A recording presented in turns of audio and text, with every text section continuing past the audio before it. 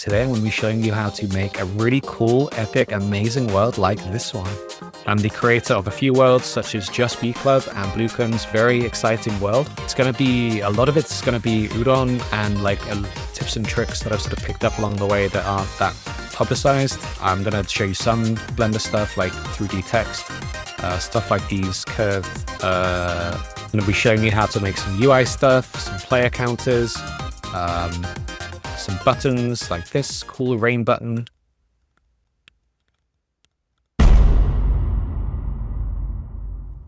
This is effectively VRChat creator companion. So I created a world. I have added these packages, VR World Toolkit. This is useful for finding assets in your world that are big, especially textures. It lets you just see the big textures basically and lets you compress them easily. Easy quest switch if you want to make a world for PC and Quest. This is very useful for toggling things on and off, changing components and materials for your Quest build. VR Ref Assist. So I don't actually use this in B Club, but I am using it in my next project. This makes it very easy to get references for your Udon behaviors to one another. You don't have to manually assign them. So I'll be showing you how this one works. I'm also using VUdon array extensions by Varneon. This is very useful for arrays in Udon. It's very difficult to work with arrays. This lets you do various things like add items to your array very easily. So I definitely recommend this one. I can show you how I structure things a little bit. So this is just the root of the project and it has a bunch of stuff in it. I have my own folder here, so I know stuff that I've worked on, whatever my stuff is here. Materials and scripts, keep it nice and clean, and there's an editor folder here. So in this editor folder, I have this script called Component Selector. What I can do is I can just right click and then do Component Selector. And it shows me all the components within or underneath this parent. And I can just click it and it'll select all of them at once. And that can be very useful. Hopefully I can show you how later. For these icons, smart hierarchy.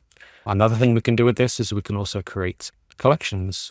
These can be useful because you can organize your project without actually having things parented in the build.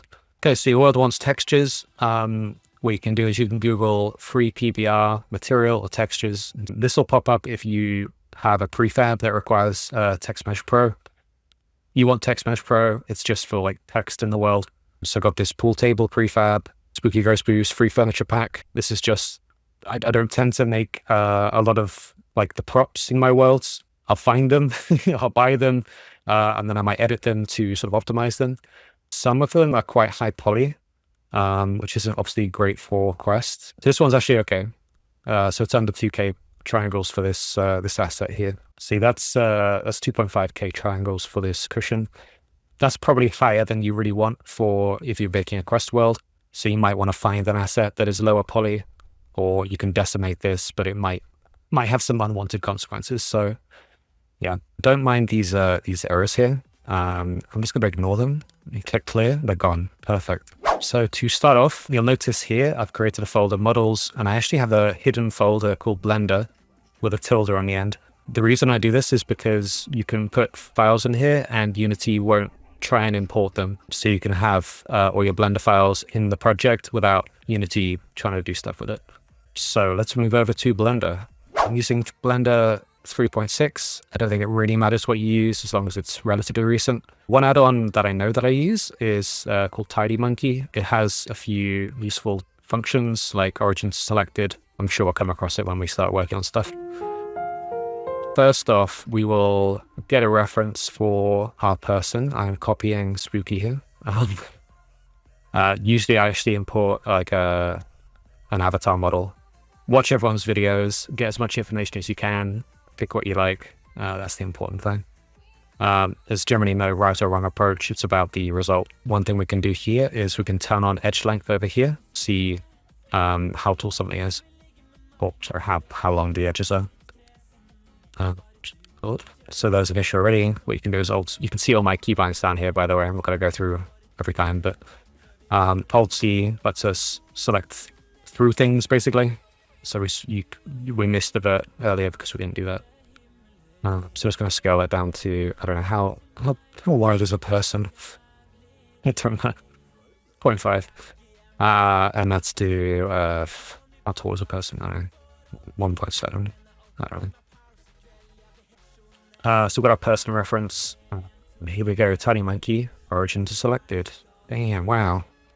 Now you can see it moves from the origin point. So let's start working on our world. I'm kind of winging this. I'm not going to worry too much about how the world looks, because it's more about just showing you how I go through things. Something else here that I missed is absolute grid select. We want to turn that on. You can see it's attached to the grid. So one cool thing about Blender is that it's filled with modifiers. It's one of the big things you get in Blender that you don't really get in Pro Builder. And I think it makes life a lot easier. So I'm going to start off here. I'm just going to put this at the origin. And we're going to add a mirror modifier. So this is going to be symmetrical, whatever we're building here. Put a landing here, and then we're going to make some stairs. So this could probably be done without an array modifier, but for the sake of showing you how it works, I'm just going to duplicate this edge, separate it, and then select it. You can see it's selected over here. And then we're going to draw out here. Just to explain, since that's the first time I did that.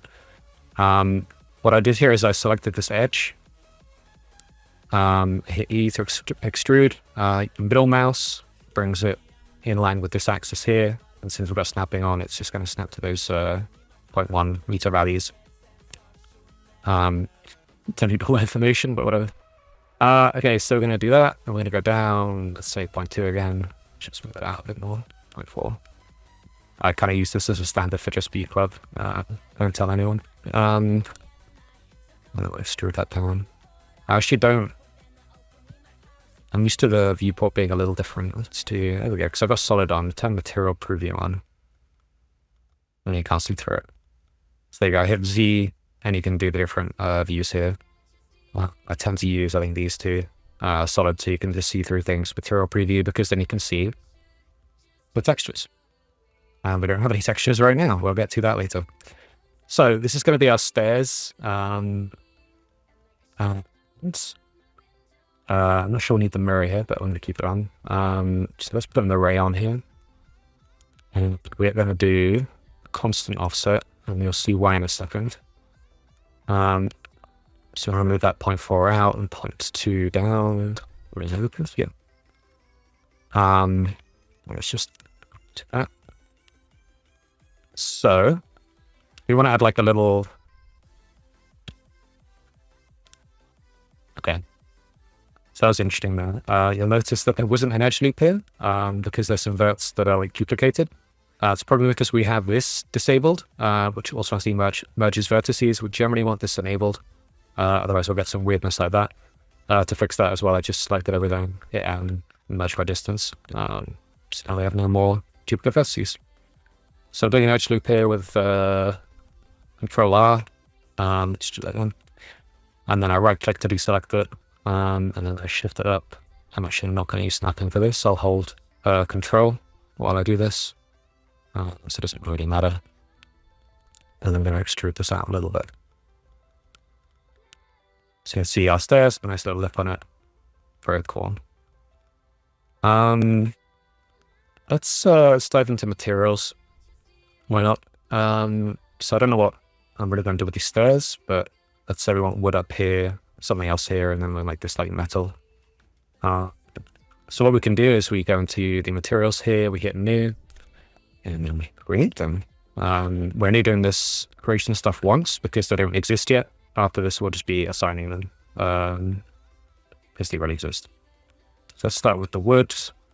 We're going to go down here and do image texture, open.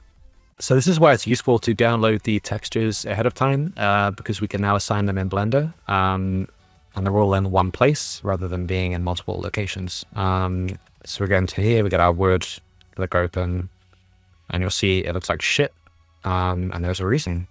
So if we hit A, hit U, and we do cube projection for the unwrap, and then we set it to 1.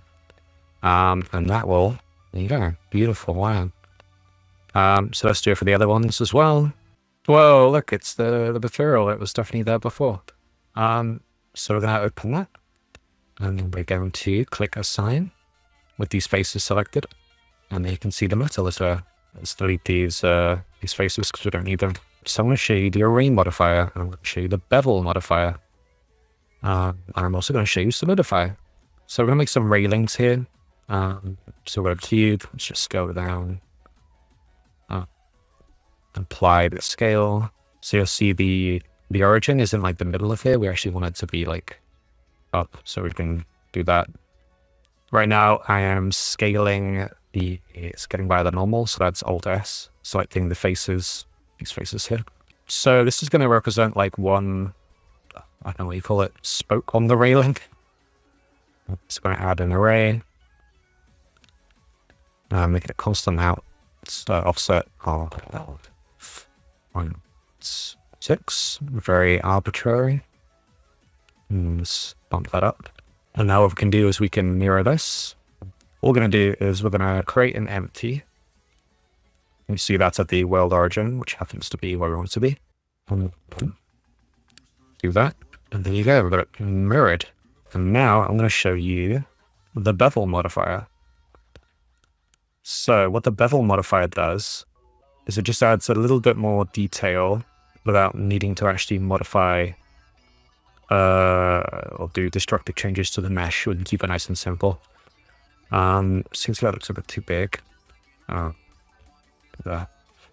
So now you can see what I'm doing here. It just adds this little thing here, and that can make a big difference. Alright, so I think what I'm going to do is I'm going to show you how to do like curved things. There's a few approaches to this. I'm just going to show you an approach. So first off, I'm just bisecting, I don't know, it's a big word. Big a loop cut in here, so I just go to the center. And we can put our cursor there with Shift S, cursor selected. And now when we create something, it's going to be here. So one approach to doing like curves is to just make a circle. I guess I'll just show you this, but there are other approaches as well. I'll just show you a couple, I guess. So we hit S to scale, Control to snap it. Again, you don't have to snap it, but we can. We can make this a bit shallower by doing S, X, and then holding Control again. Let me change the shape of that. If we want to cut out a hole in this mesh, what we can do is we have our circle, we hit F with all the verts selected. And then we hit 2 to go into edge mode, Alt, click on one of the edges to get it like that. All the way around. Then we hit E, bring it down. Again, I don't know if I should explain everything. And we're just going to fill in. It might have been filled already, I'm not sure. So one thing we're actually going to do as well is we're just going to apply a material to this. We can see it is correct. It's not correct. It's lying to me. Okay, so I figured out where I was confused. So with my materials, what I tend to do is I always click backface culling, so you can actually see where the faces are. As you can see, they're not necessarily where we expect them to be. We can fix this if we select everything, hit spacebar, and then we'll do calculate. So you can see that it's going to recalculate the normals outside, and there you go. We fixed it. So all the faces are now on the outside of the shape. And we'll just separate this up. There may be a better approach to this, but never mind. So what we're going to do is we're going to put a Boolean modifier on here. Select that. We can hide this. There you go. So that's what we want. What we can do is if we actually want to use that shape that we made, we can duplicate it. So what I'm going to do is I'll rename it first so we know what it is. It's like a cool because we don't actually need this object in Unity. So what we're going to do is we're going to move it to a new collection. I'm just going to name it Gian. And watch this. Now it didn't disappear because we duplicated it. Ah, there you go. Now you can't see it. So we're using that as a Boolean on this mesh, but we don't see it when we export to Unity. Very cool. So we're going to continue with this. We're going to scooch it down to line it up here. We're actually going to go ahead and use these faces because we don't need them on this shape. Alt-C there to show these things, make it easier to select things. Cool, so now we only have the faces that we want. They're facing the wrong way. Let's flip. And now you can see where we're going. Right click, auto smooth. So now it's smooth. So where am I going to go with this? Let's make them steps that kind of go in. I'm just going to... okay, I need to apply the scale. Let me get the reals. There we go. 2. So these steps are going to be 0.2 as well. What we can do to make the steps is we just extrude down here. Select this loop, something or other. Then we're going to extrude faces along the normals. That is some big text. So let's just make it 0.6, offset even. Don't forget to do that. You should usually want to use that. So here's a trick from Spooky's video that I do not employ, and I should start employing.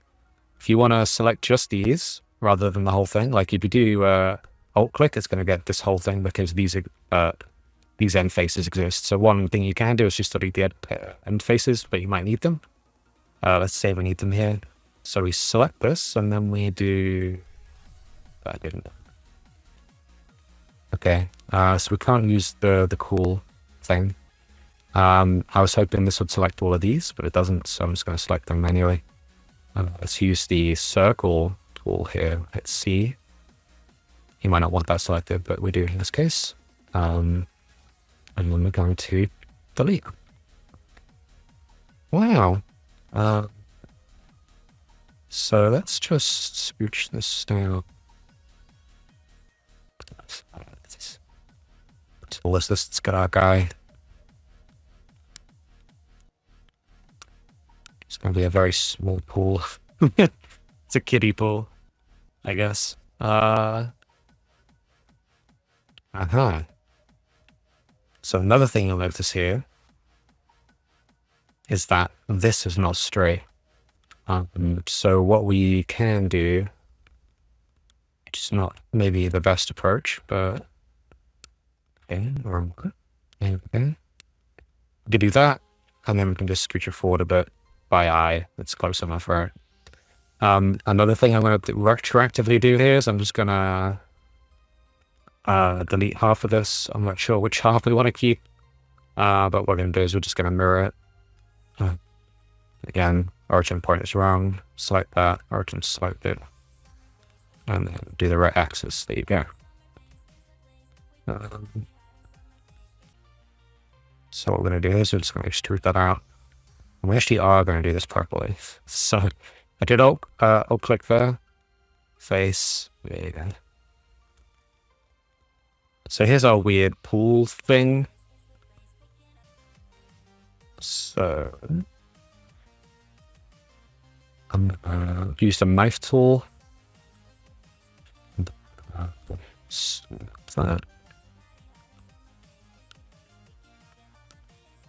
Yep, then I'll delete that face. Alright, select it, mirror. So, just gonna mirror that over here. Again, using our anchor object there. And then what we're going to do is we're going to do I to inset. Yeah, insert the faces. Just do 0.2 for now. And then we're going to extrude. All we'll do is just extrude it. Steer it along the normals. Do -0.1, offset even. Couple things here. So after I turned on backface culling for the metal, you can see that I've actually got the faces the wrong way. I'll do the same for wood, and there you go. Wow. So again, select everything, recalculate outside, fixes it. Easy. Okay, something I just learned is if you add an image texture here and you don't want it, you click that and you click disconnect. Because we're not actually gonna use a texture for this in Blender. It's gonna make it slightly darker and white.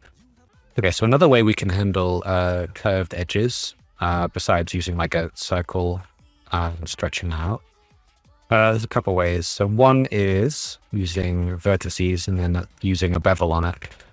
So we'll make a face, delete all the vertices. We've got one vertex here. Let's just set the origin there. Let's scooch that up here.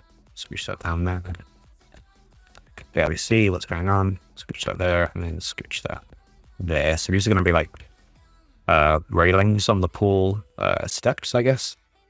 Don't need them because it's tiny. But anyway. So what we do is we select these vertices here. Control B, and then you have to hit V. Because it's a vertex or vertex, whatever. Scroll wheel up to add more points. And there you go. So what you do now, if you want to add thickness to this, a little weird. You have to convert it to a curve. And then under the curve properties, you will geometry. So you go to bevel, and you put the depth up. And there you can see it's got some thickness. We're going to right click, auto shade, and there you go. A pipe. See what we can do here is we can move these points around to adjust them.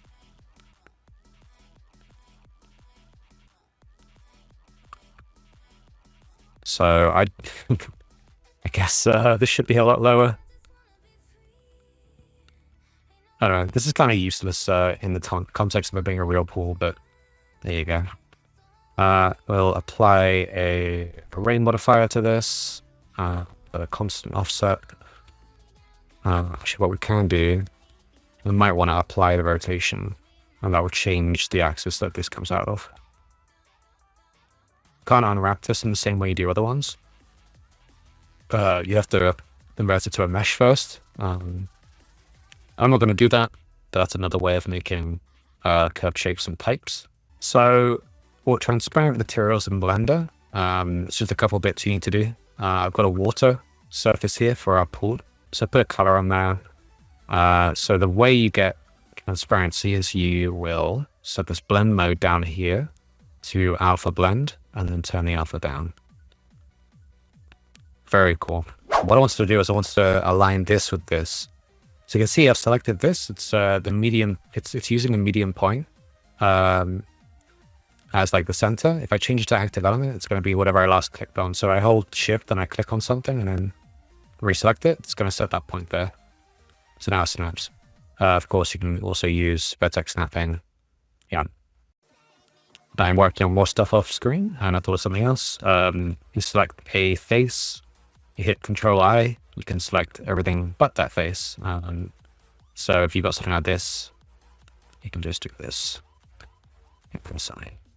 Very easy. Just to show you what I'm doing with this wall here. So what we're going to do is just going to select everything, all the faces, insert there like that. Some arbitrary number, 0.1.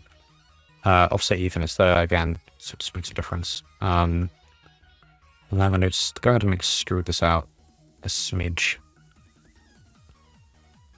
And now I'm going to extrude a bit more. So what I'll do here is I'm actually going to go ahead and separate this by selection. I'm going to select this. Just stick the origin somewhere more sensible. And I'm going to snap the whole thing to there. So another random tip I actually picked up from Spooky's video. I've never actually used this in practice. So you can walk through your world in Blender. If you look at the settings here, so that's edit, preferences, navigation, and you can change your like view height and stuff. So right now it's 1.6. Let's change that to 1.4. You do shift tilde, and then you hit tab to toggle the gravity on and off. And then you can walk through the world. Oh my goodness. Spacebar teleports you to where your cursor is. It doesn't jump. So I don't know how you jump, but there you go. You can walk around in your little world. Something you'll see in the real world, a lot of nice bit of detail to your worlds is, I don't know what you call them. They might be called awnings. They're sort of things that go along the edges of the walls that meet with the floor. So there are different approaches to this. If you look on YouTube, you'll find some more elaborate ones, but a quite simple way of doing it. Again, cursor selected, stick it there. And we'll switch this over here. And then we'll shift that up there. So we're going to add, so it's material first, wood, whatever. We add the Solidify modifier. You can see it's coming out this way. So we're going to flip that to minus. What's cool about this, it's super easy. It handles like the corners as you'd expect it to. So as you can see here, it's just done exactly what you want it to do, and it's just a plane and a plane. It's very simple. Obviously, this is like non-destructive. So if you want to make changes, if you like keep tweaking your walls constantly like I do, it's very easy just to shift that. You don't have to faff around with the corners and whatever. I'll just show you the alternate approach as well, which is a lot less sort of flexible when you're like changing things.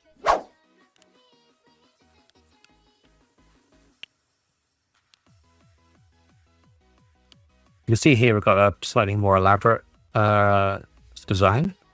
The way we handle the corners, you do this. So you have to go to this view. So it's 7 on your numpad. So all you do is do spacebar, shear, and just pull it out, and you can see it's not on the right axis. I cannot see what it says there because the text isn't right. So you change the axis here, or the axis ortho. I always forget. Oh god, love it down. Yeah, so you can see is Y is correct there. You can see it. Let me see what it's doing, right? So you do 1 there. Select that. Bring it to the corner. Back to that view, extrude. And there you go. When it comes to the other corner, you're just going to shear again. Slap in -1 on that. No, not -1. It's slap on 2. There. And then just bring that out to the corner and do the other ones. In the snap options, you can snap to increment or vertex or all these other bits. Or you can snap to closest or active. So depending on what you're doing, you might want to change these just to show you how you sort of link it back up again. Easy peasy. Just do this, each of these, and then select the GG. Wow, that's it. So another cool tip, I just extruded these faces up, and I want to apply a material to this face and these other faces on each side. So just do Control+ to expand your selection, and then assign. So we've got this sort of edge here that looks a bit shitty. If we want to add like something just sort of over it, there's 2 approaches that I know of. So you can extrude this up a little bit. Then select that, and then we're going to extrude. Actually, what we're going to do, oops, select that, and we're going to duplicate the faces. Right click to put it in the same spot, and then we're going to extrude. The reason we duplicate it is because we still want these faces here. If we just extrude these faces, we'll get pushed out. We don't need these faces down here. Okay, so here's another tip. Have that selected. I've been select linked flat faces. And that will just select those ones there because they're flat. Once again, do that. Still select that. It's clipping. Yeah, it's just clipping that on. So we've got a face here. On the final time, there we go. I'm going to select that. And we'll do flip. So now you can see we've got like a little lip on the edge here. So the other approach is we're going to take this, we're going to duplicate it. Right click again to keep it in the same spot. We're going to separate it by selection. We're going to select it. I'm just going to convert it to a curve. Oops. Okay, I think it gets applied automatically. Yep. So we have this curve, and we can do the same thing as we did with these pipes. Don't do that. We go into the curve, go into the bevel, We just add that. You can see that there's a pretty similar effect, but it's rounded. We can reduce the resolution here to make it blockier and lower res. If you want to see the vertices, go into here and then click wireframe. So, I mean, this is the result you want. Go with this approach. Something that I do with B Club to sort of brute force some sort of performance gains is I basically, and other reasons as well, but what I do is I split things out kind of roughly to like lit and unlit models, and I put them under their own parents. So I'll just show you real quick how I might do that. So here I got this anchor. I'm just gonna duplicate that. I'm gonna call this lit. I could also name it like lit bedroom or whatever room area it is. Duplicate. Actually, I'll put an underscore there as well, just so it appears at the top. Duplicate that. Call this unlit. And then what you can do, let's see, I've got my selections are a bit messy. I can just delete that. Okay. So let's just say all of these are going to be lit. I will stick them under lit. And all of these are unlit. Just to, you can see like what I'm doing with the keys, but selecting these with shift, clicking this with control, and then control P. And as you can see, what this does is it just splits everything into lit and unlit things. So in Unity, it's easier to handle objects that are lit and unlit. So we're going to export the blend file to Unity.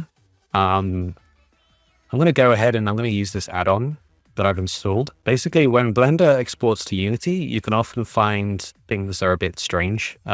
Things can be rotated 90 degrees.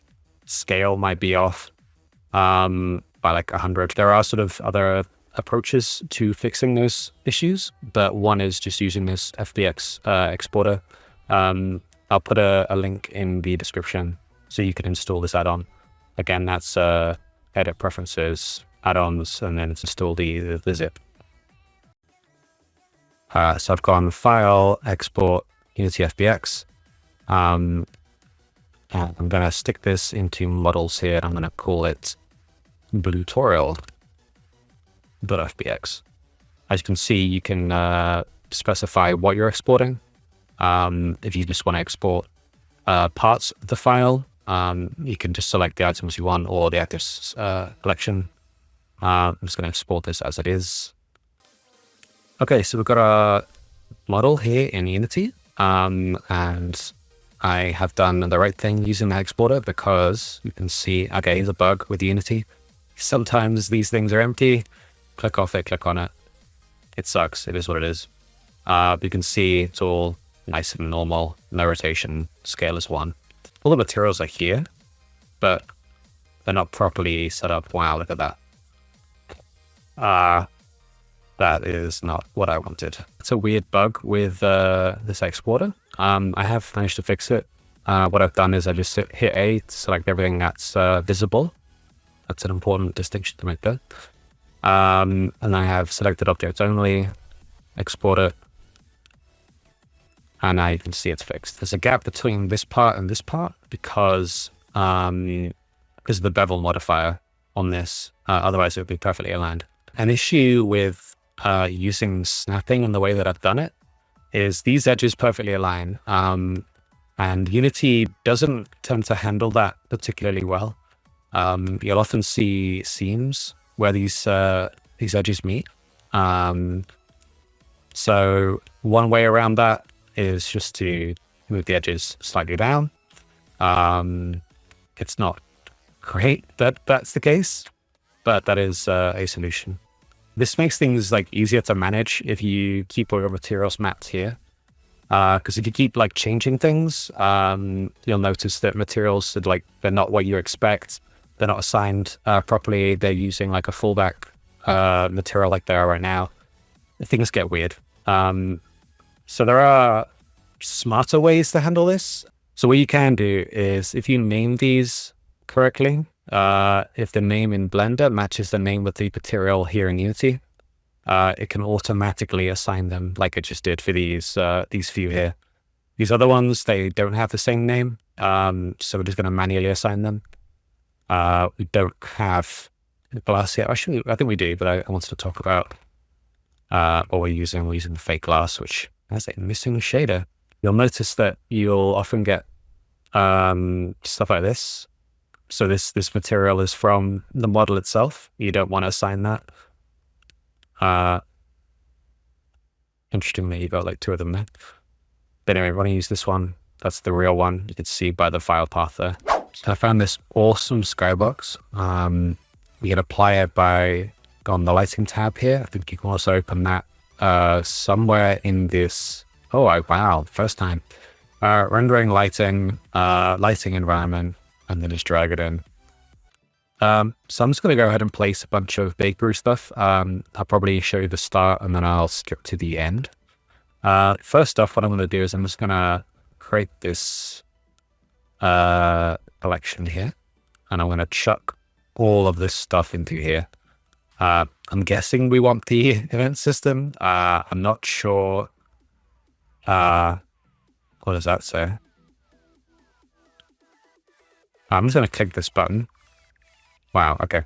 I don't think we need this. I'm just going to disable it and see what happens. But anyway, so chucked all this in here. We don't actually want the directional light. It's probably going to get very dark. Too dark. Going to get rid of the floor as well. We don't want that. Main camera. We're probably going to replace this, but I'll leave it for now. So VRC world. Basics. I'm sure you've seen what this does. You can leave most of it as default. But one important thing to note is that this is where players will spawn in by default. So I just want to, that's global. Ooh. So another thing, you've got these things here. So that's a local. You can see the actual rotation of it. If it's global, that's not where you'll be pointing the other way because it's not local. So let's just stick that over here by this non-existent door.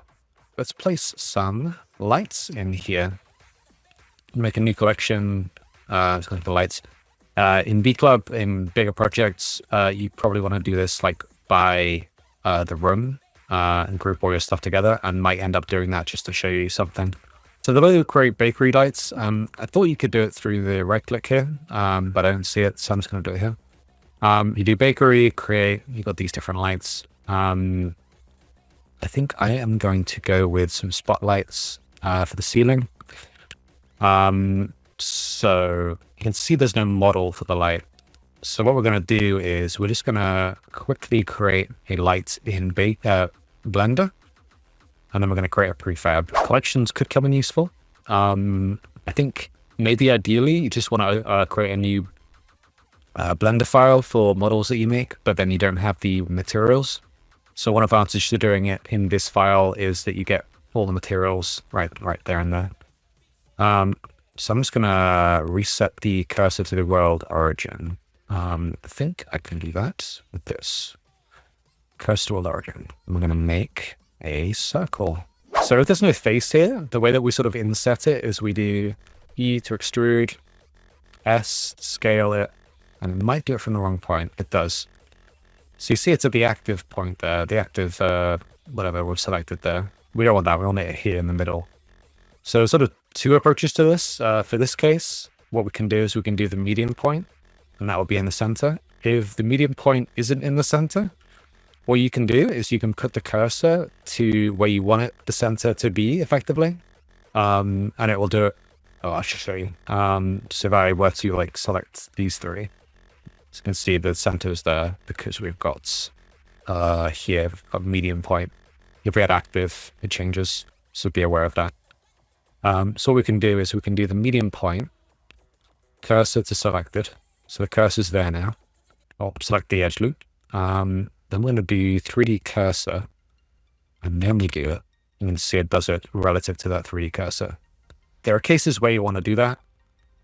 We don't want to do that right now, so we're just going to do it like this. So ES, Sometimes, another case, sometimes you don't want the z-axis to be taken into account. In that case, what you do is ES and then Shift Z, and that would keep it locked on the z-axis. Hopefully you understand what I'm saying by this, but yeah. Anyway, when we're placing it, it's if we're using like snapping or whatever, it's probably going to be easier if it's up here. So to fix that, select this edge loop. I should turn this off. Select the edge loop. Once again, Tidy Monkey origin selected. I think the other way you can do it is just doing like, maybe not that. Maybe that's why that's useful. So, origin. So I'm not sure. Okay. I'm going to put that into a collection. We're going to call that, what do we call it? Let's call it models. Somehow a bit confusing, but whatever. I'm going to export selected object only. We could put this in like a different folder to sort of separate like the rooms and the main structures from like the individual like items or whatever, props. But for now, I'm just going to stick it in here. So I'm going to call this Extruding Light. And then we can just disable the collection there. So here's our ceiling light. I'm just going to assign these. Again, it's a good idea with Amber Light, but it's a good idea to do this, keeps everything connected and clean, and will save you from hassle in future. What really matters is the emission. So just bump that up there. So you can see it's very bright, probably too bright. We'll see soon. Can snap a vertex to another vertex. What you do is you hold V. You can see it's like snapping to the vertices here. I'm just going to get that in the view. So do that. I'm going to drag it up to this corner. And now this light is like perfectly aligned with the ceiling. So that's very useful. It's also very useful if like you have a very, again, like B Club, you've got a big scene with things like miles away. What you do, I can't really get miles away here, but you can see it's there. And if I had an object like close by, I could hold V and then just drag it and it would snap to whatever's close to here. Another approach to doing that is you do GameObjects move to view, and that's a lot closer, as you can see here. And you can also do a line with view if you want the rotations change. So what we're going to do now is we're just going to make a prefab for this light. And this prefab is going to be like this visible mesh. And it's also going to be the bakery light. So what we'll do is we'll come over here. We're going to make a folder called Prefabs. Again, this is all suggested. This is just how I do things. You can organize things differently if you want to. So what we can do is we can just put everything on here and then move it into here and it'll create a prefab. Or we can do this first and then go in here and then edit it this way. Same difference. Obviously, when you've already got a prefab, this is how you can edit it. So I know I mentioned using create here. We can do that, or we can just add it directly as a component. So it's a spotlight. See, they call it something different. Let's do it this way. I didn't really say it. If you're not using bakery, it doesn't really matter. You can also just use the built-in light mapper. I think these days, if you use the GPU light mapper that Unity comes with, it looks pretty much the same as bakery. It might be slightly slower to generate. I use bakery, so I'm just going to use it for this tutorial. So let's continue. So we want a spotlight. You'll probably see it's named differently here. So you see it's a bakery point light. So if I want to add that directly, I'd have to add a bakery light point light component. And as you can see, it ain't here because we're editing a prefab, and adding it this way doesn't actually add it in the prefab context. So let's actually just undo that and add it this way. So it was a point light. The issue here is that it set it up with a cookie. So actually I'm not going to do it this way. You can see it's added here. So again, with prefabs, you can click and drag. You see this plus here. What you can do is you right click it. There's multiple ways of doing this, but this is one way you do it. You do added GameObjects, apply as override in prefab. And now it's added it. So we're going here and see it's here. All right, so we are going to, we'll set these. There might be a, yeah, you can do that as well. Turn on gizmos so we can see where it's pointing. It's pointing in the wrong direction, so we're going to turn it down that way. One thing you'll find potentially is that you can see the origin point is like inside of this mesh. So I haven't touched on it yet, but when we come to marking things as static, you have contribute G either, that's like the lighting thing. What this might do is it might block the light because it's casting a shadow. So what you can do if you want this to be static in the light map, we actually don't in this case, but if we did, cast shadow is off, and that'll fix that. So we actually do, I think we do want it to be static, but what we do here is we do scale light around 0, and that means it won't have any light, big lighting on it. There's different approaches to this, different solutions to the same target. All right, so that's good. The spotlight, generally you can just sort of play with the values and find something you like. I'm just going to make this a bit warmer. Just a little bit. I think intensity one's fine. If you make this like bigger. The range. Again, play with these values. Play with the values that you would with the Unity ones as well. Save that, and there you go. So now we have a prefab light. It has the mesh. It has this bakery point light on it. If we want to change the lights later, change it for all of them. Again, you can enter it this way, change it here, or you can edit it directly here. Right click the property and apply. You can also do it here in the overrides. You can apply all or apply individual things. Many different approaches. I'm going to leave it like that for now. Okay, so I'm just going to populate the scene with a few of these and I'll come back to you. Just a quick tip. If you want equal spacing between the lights, you can hold, I've duplicated it with Control D, and then you hold Control while you move this. So you look in the top right, you can see it says 0. And so it's minus, let's move it out to minus 2.5. Duplicate it again, and then do an equal spacing of another minus 2.5. So I guess now is the time for occlusion. Sorry.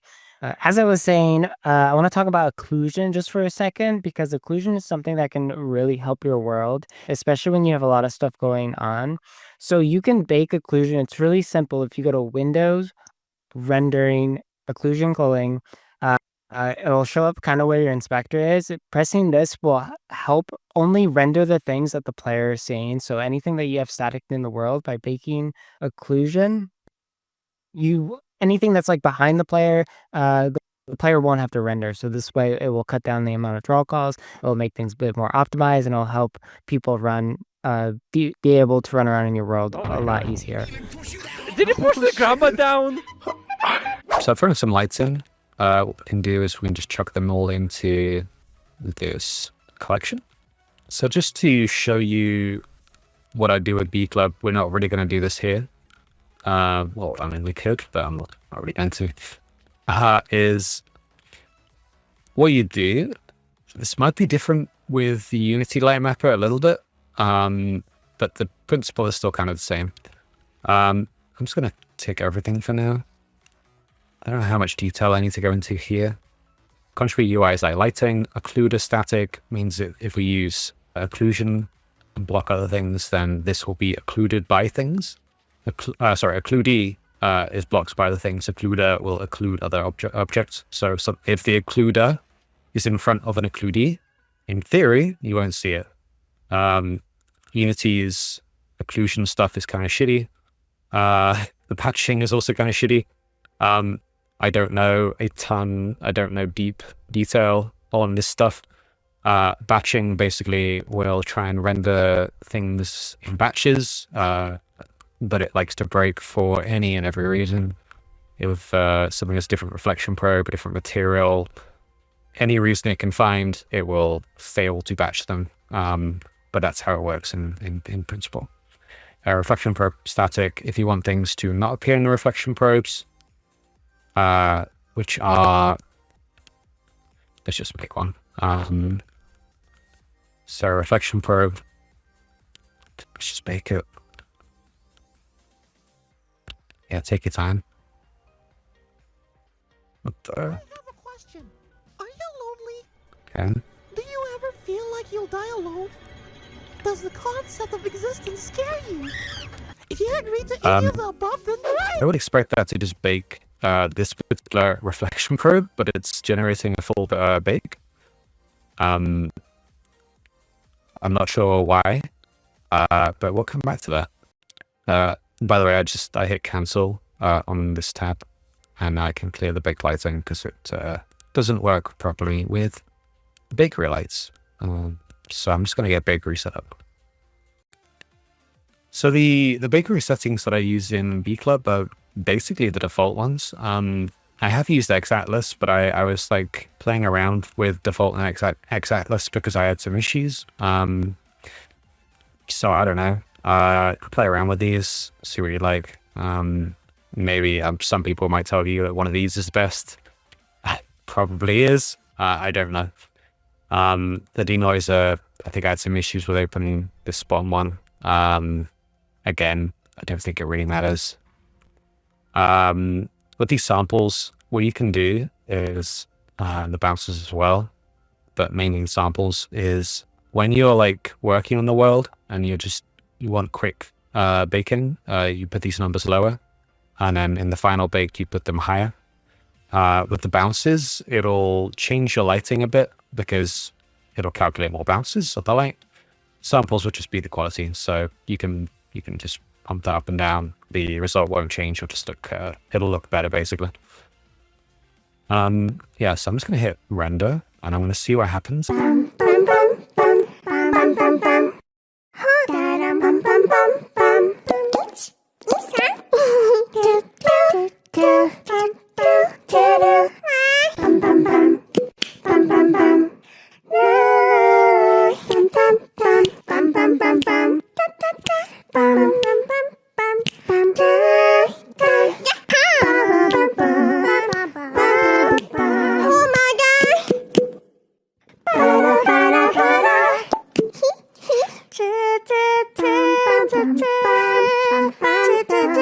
There you go. What a beautiful bake. Wow. Tremendous. This is exactly what I envisioned. Yeah, you can see it's a bit dark, which is, you might want a moodier world. So some dimmer lighting is nice. I'll say a lot of people, while dimmer lighting can look cool, a lot of people don't like it. So be aware of that. If you do want like a dimmer world, you may get complaints. If you want to make all the lights a bit brighter, multiple ways to do that. I'm just going to enter the prefab here, and I'm just going to bump up the intensity to 1.4, and I'm also just going to increase this angle. And then save, and then we'll bake again, and I'll do another speedy bake. Fuck, I did not mean to click that. Well,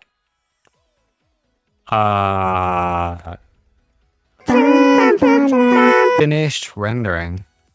Wow, that looks so much better. So we can see it's a bit brighter. Very cool. This video is not really designed. I don't know why that's so dark though. You know what? It might be something I can cover. But I'll just say this video isn't really designed to make the prettiest world. There are other creators who are better at that than I am, and they can go into more detail. I'm trying to give you a broad understanding of process and tools. So one thing you'll notice is that the water here looks really not like water. It's because we don't have a reflection probe going on right now. So what we'll do is we'll hit bake on this, and hopefully this time it will do what we expect. It did not do what I expected. What we're going to do is we click this, render reflection probes. There you go.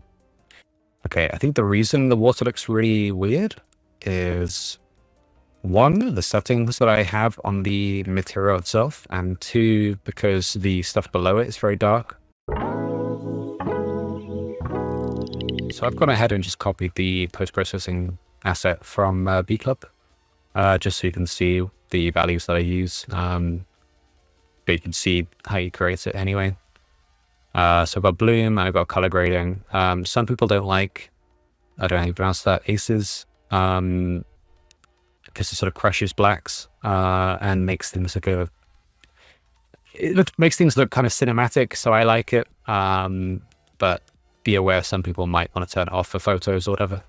So now there's just a couple of steps. We will mark it as global because we want it to apply everywhere. We're going to assign the profile, and then we're going to go to our camera. We don't actually want the audio listener here, so we're going to remove that. These settings are used in your VRChat world. Some of them are. So the near and far plane, I think generally you want to set that quite low, but not too low. I think on Quest, if you use Easy Quest Switcher, I think what you want to do is you want to change the clipping planes here, so it's like 0.1 or something, because otherwise you do get some Z fighting. So I'm just going to set this to 200. So things that are beyond 200 meters away from you don't render. So if you have multiple areas or rooms that you teleport to, they would need to be at least 200 meters away from each other, so you don't see them. Okay, so we are going to add a post-processing layer. Main camera is fine. The layer, I think we want to set this to water. So we're going to set that one to water as well. And there you go. It's just that easy. So you can see the difference there. All right. And by the way, do you like how it kind of looks like BClub because I use all the same materials and similar lighting? I'm so creative. So that's all I'm going to do for today. I want to come back later.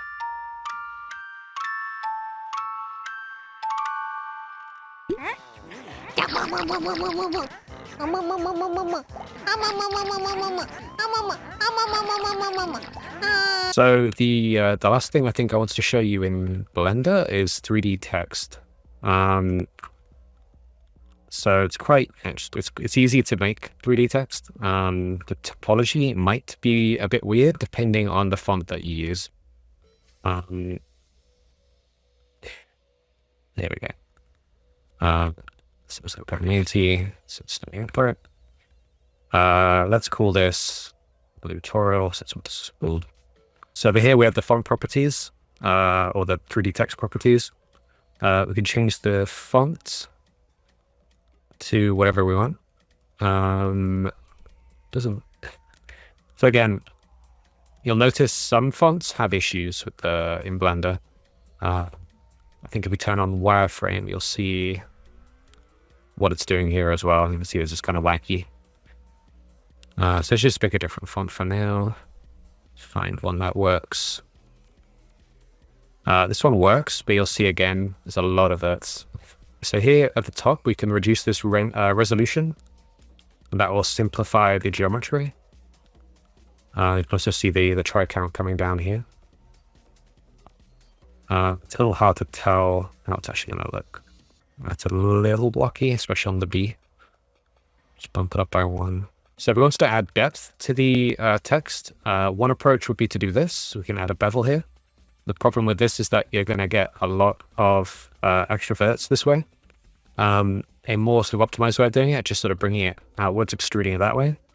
What we can do is we first have to turn this text into an actual mesh. So what I'm going to do is I'm just going to duplicate it and put this in 2 chunks so we have a backup. We might not need it, but there you go. We're going to hit spacebar, convert to mesh, and then we're going to select. I'm sure this could be improved. I don't think we need, again, I'm not going to do it here, but I'm sure you can improve the topology of these, this text. I think if I just do dissolve faces. There you go, dissolve faces already simplified it. So you can go around and manually improve things, but I'm not going to do that now.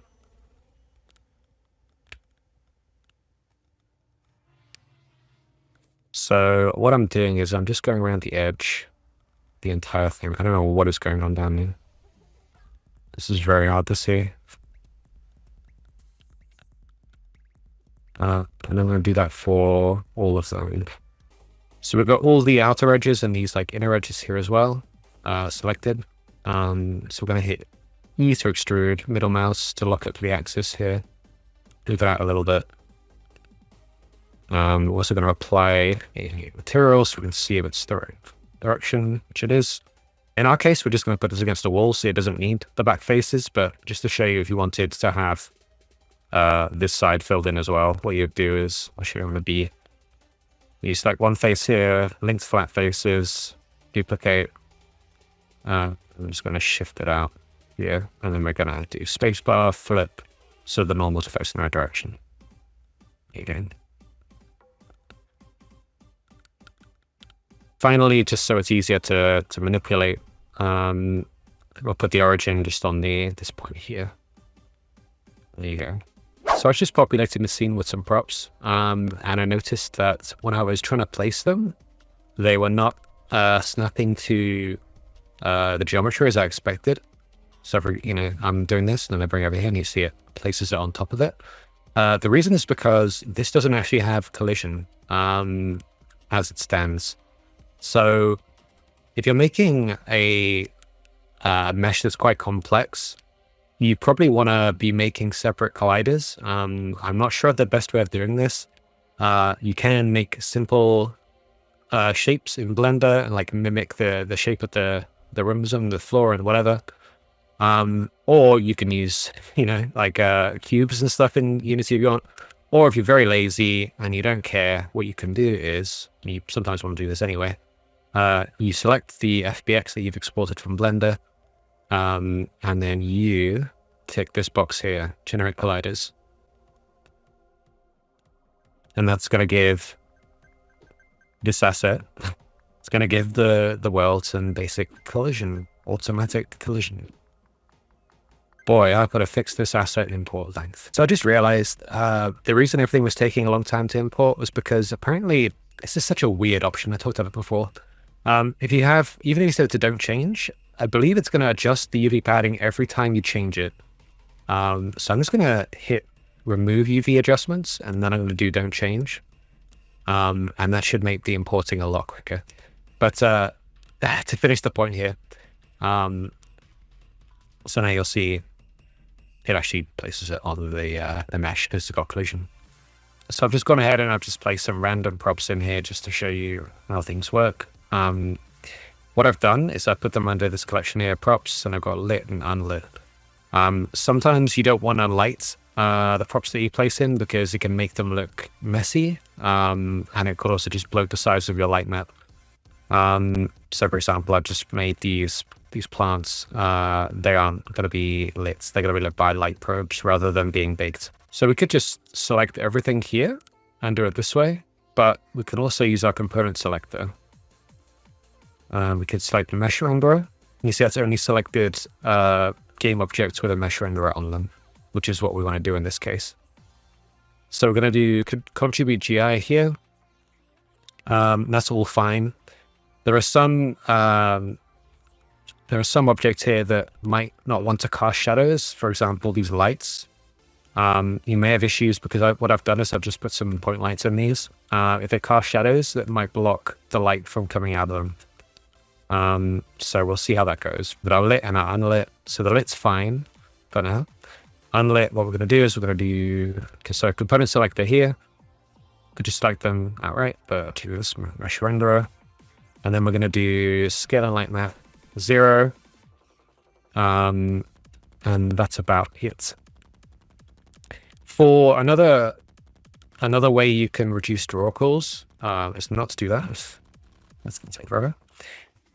Is what you can do is make sure they all use the same, if they're in the same room, they all use the same reflection probe, and they all have the same anchor override. And this will just, it's a bit of a brute force way of making sure that the batches don't break. I haven't actually marked them as static batching. I'm just going to do that. So you can see here, this appears. This is a case where component selector is useful.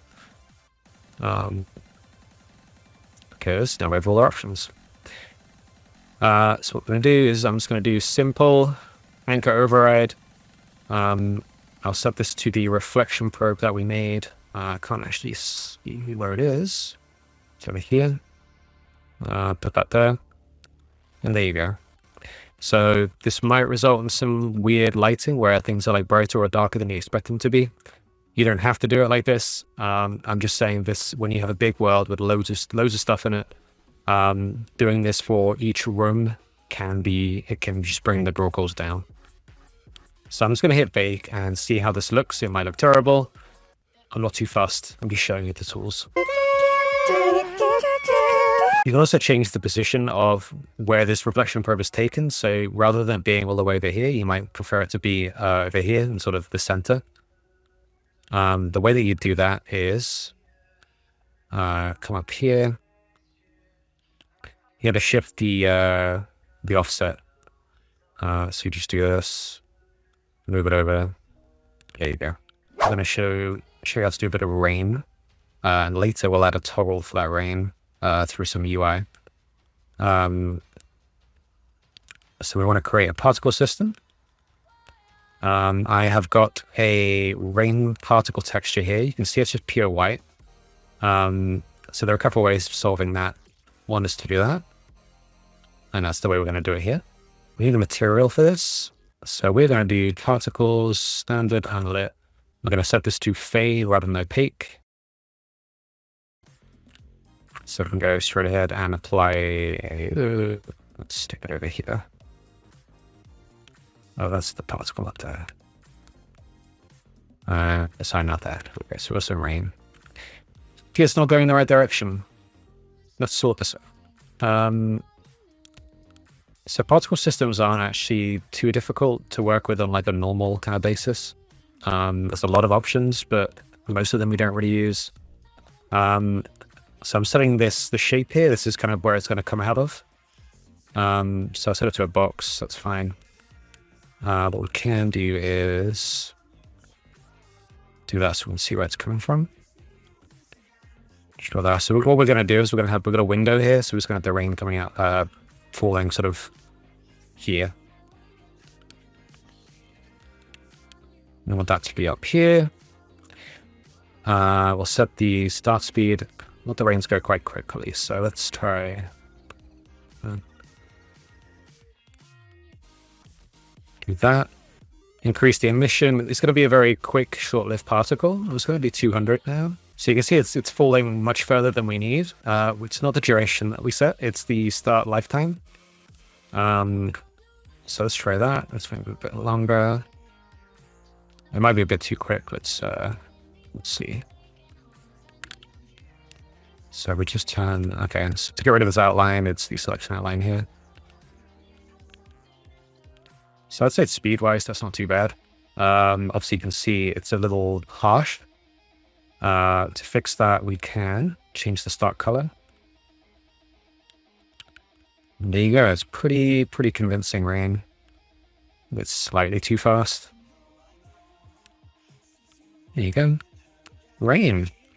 If you're doing other particles, like dust particles, I'll actually just do a basic example right now. Let's rename this. All right, so we've got a dust particle thing in here. I just got a texture and moved it onto the renderer. So you can see they're too big and they're not obviously moving in the way that we want.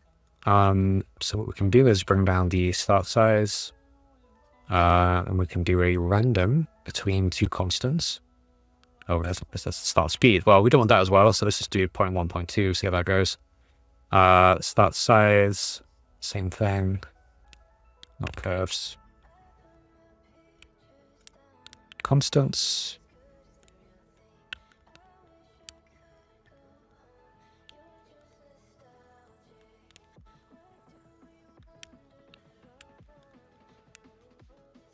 And we want to increase the lifetime. Let's just say 8 for now. If you want to see where they sort of end, yeah, you see they end quite early. There's a lot more than we need. So we're going to bring the emission down to 5. Bring the lifetime up to 15. So we want them to like fade. Sometimes you'll have particles that pop in and pop out very obviously. The way you solve this is by color over lifetime. And we're just going to change the alpha here at the top with colors on the bottom. So alpha 0 there, alpha 0 then. So it's going to fade out towards the end of its lifetime. That's fine. We can add a little bit of random movement to it by enabling noise.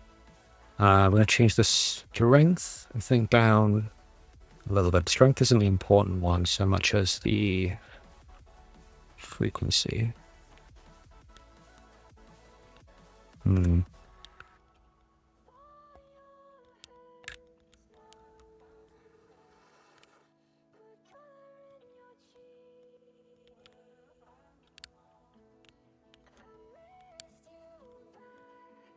It's funny, when you have the selection outline, they're very easy to see. And turn it off, you can barely see them. But you kind of want these to be barely seen, because they're just a very subtle kind of effect that you want. There's one there. So I think that's fine. One there as well. Just adds a little bit of atmosphere to the world. So I've just gone ahead and dropped in a couple of prefabs. Got a pool table here. This UI is going to be very difficult to use at this angle, but whatever. Can move it, but I'm just going to leave it. We've got a video player here. It's just this. So we're going to move on to the final thing before we do the cool part, which is the Udon. We're going to place some light probes. I'll just show you the way I do it. I kind of do it in a lazy way. And just sort of play it by ear. Play it by eye. So the way that I kind of handle it is, this is like the default layout. By the way, if you can't select these, just reset your layout. I sometimes have to do this. I do the layout and reset all layouts, and that will fix it. So we're just going to drag these out over here. Just do a bit like that, Move these up a little bit. You kind of, I think the general rule is you kind of want them in the corners of the room, and then obviously just throughout a little bit. Not a very scientific approach, I know, but it reduces the likelihood of things being on different light probes, which can add to batches, and it may be a performance cost to have more light probes. I don't really know, but I'm just going to fill this out and I'll get back to you. So there we go. I've just randomly, not randomly, but I've placed them all around, generally in kind of corners and some bits in between. Just make sure they're not inside of anything, otherwise they'll be pitch black. Make sure they're not obviously below or above the ceiling. And there you go. You can sort of play by ear. You might find areas that are like too bright or too dark. Just adjust. These will be lighting dynamic objects, so things like pickups and players that are moving around the world that aren't statically lit. These light probes will light those. All right, so we're going to get to the cool stuff now. We're going to start with the UI. So first thing here is I've brought this button background texture in. I've marked this as sprite. I've clicked sprite editor and it comes up with this. So we just need to do what it said there, which was to import the sprite editor from the package manager. So I'm just going to do that. So here it is. Hit install. By the way, I've just done Unity register here. Install. Then went to sprite editor. So I'll show you why this is important later. But basically what we're going to do is we're going to mark like where the corners are so that in the UI it doesn't just like stretch the image. So we can click and drag this. I'm just going to do it like this instead. So that seems to be okay. See, the corners are in the corners. So when we're creating buttons, these the corners will be broadly consistent, and these will just sort of be stretched parts here. So we hit apply. So let's make a UI. Okay, so we're going to start off by creating a canvas. So there's a few things we need to do when we make a canvas. First is make it world space. We can assign a camera to it. That would be the camera we're actually going to be, that's assigned in VRC world. Don't have to do that, but it's like an optimization thing that may or may not help. So I think a standard size I do is that. If you want UI elements to sort of be a consistent sizing, you might want to try and work with certainly the same scale. So something I can mention here is that we have an image and we have a raw image. Images are the things they're for sprites. Raw images are just random like textures or whatever. So like this is not a sprite. We want to use a raw image for this. What you can do for like making it scale correctly is just do set native scale size, and that will do the correct aspect ratio. And then we can just scale it down. We can also just do stuff like this. Because layout may get messed up if we change the scale, but it doesn't really matter here, so I'm just going to scale it down on top of that. I'm going to just stuff it down here for now. So there's a few prerequisites for UI in VRChat. Let's see if I get them all first time, because there's a few of them and I often get it wrong. Your box collider, we don't have to scale it, it's going to do automatically. Set it to trigger. So I'm not sure the UI layer is actually going to work correctly, so I'm just going to change that to walkthrough. And then we'll add a VRC UI shape. I think that's all we need to do for now. We'll see you soon. So you see I've added a TextMeshPro, which is this one here at the top. We want to use this for all text. There's a few things we can do with TextMeshPro. Change the horizontal layout, the vertical layout, and I'll show you the rest of these things. Let's actually just do a layout first. So in order to do layout on UI, we want to be using layout groups. Layout groups are a little expensive performance-wise, so oftentimes you'll design the UI with the layout group enabled, and then you'll disable it before you actually go create the build. So here what I'm gonna do is stretch this over on the left. See, this is the little box here, that's what we're currently working with. Let's just call this layout. The pivot the anchor pivot is where it's going to position relative to. So we want it on this edge here, we've got it stretched on the left. Position 0, there you go, so it's just snap to the left there. Do an arbitrary width. Let's just do 500. Top and bottom, let's do oops.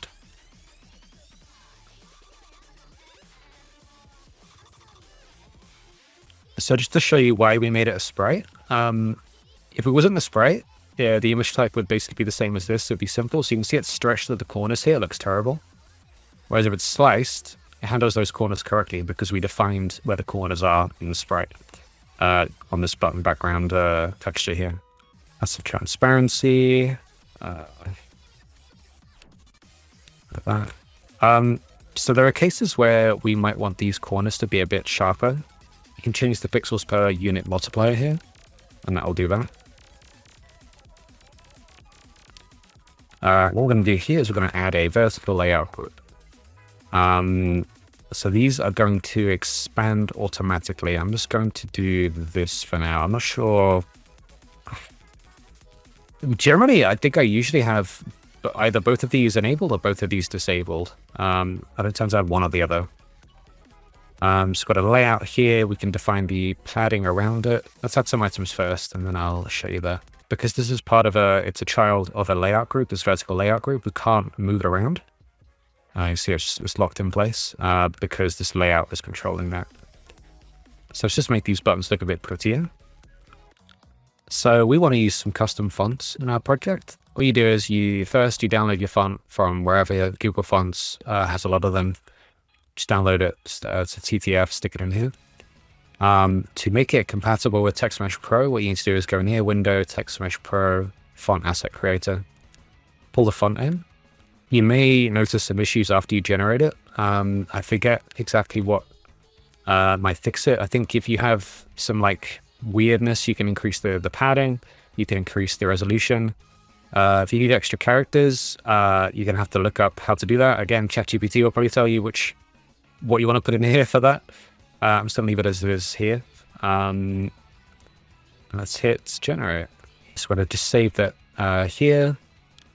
And now we have a font asset that we can use.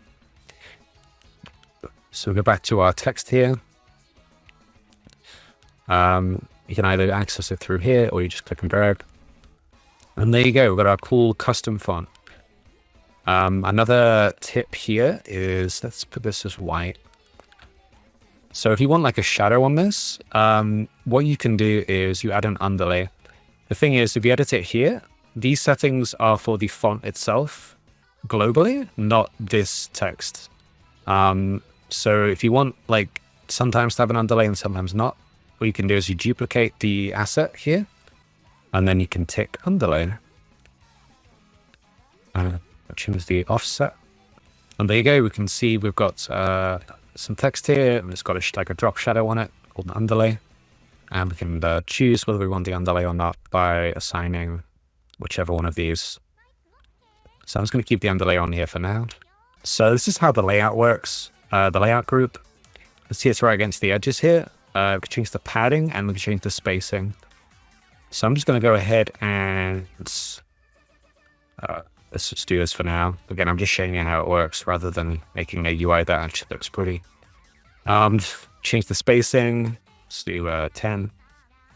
There you go, we're going to list the buttons. You don't have to manually change the layout every time, it just does it automatically.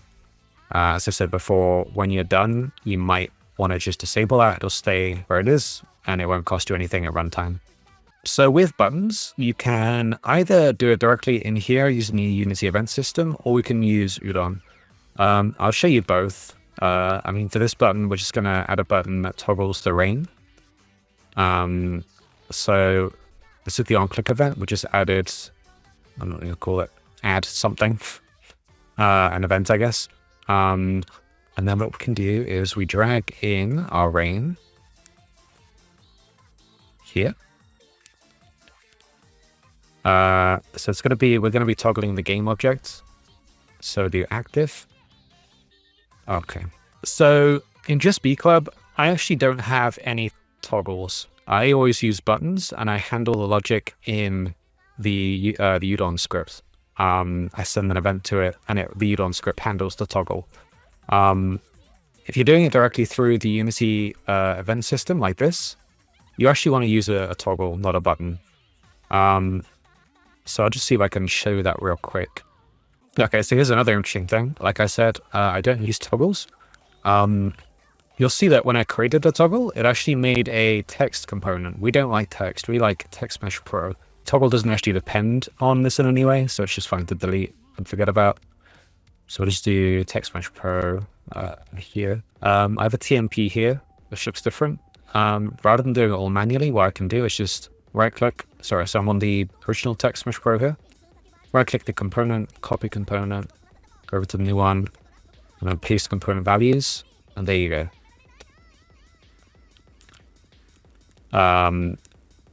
Same for the color here. You can copy colors in the same way. Or just copy the image entirely, but you can copy the color. And if you don't like these giant icons, just scale it down like that. You can disable them. And I'll just do a 2D. Whatever you want at the given time.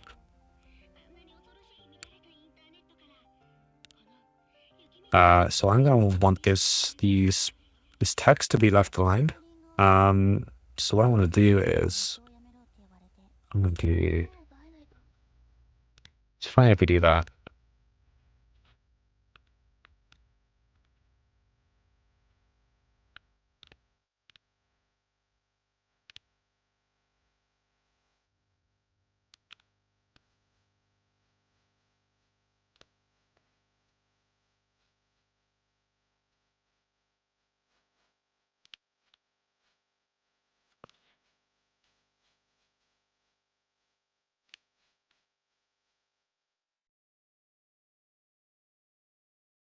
you'll see I just made like a background for this little toggle thing. So it was originally just a check mark that appeared on the spit.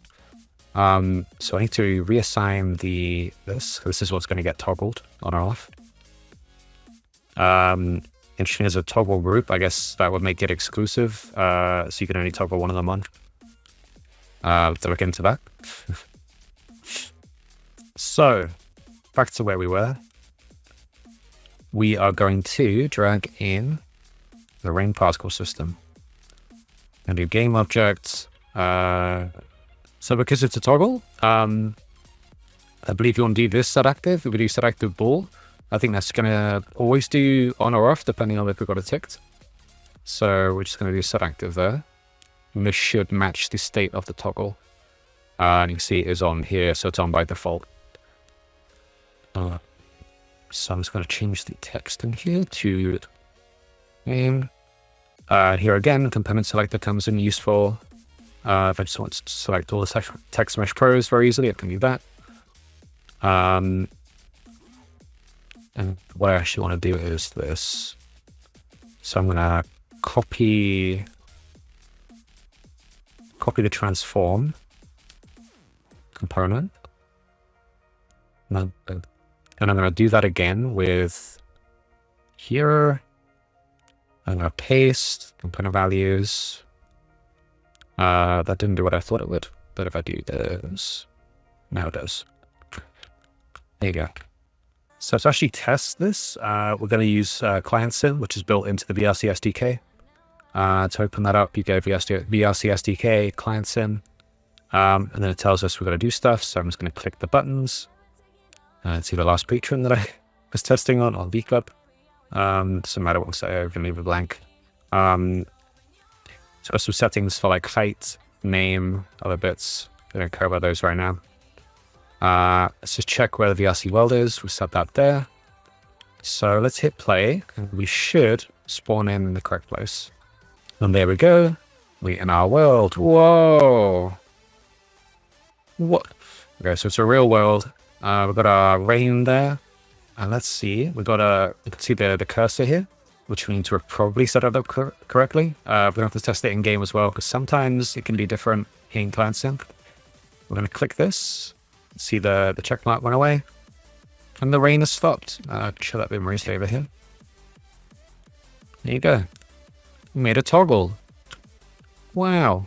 Something else I can show you here is so we can play this maximized.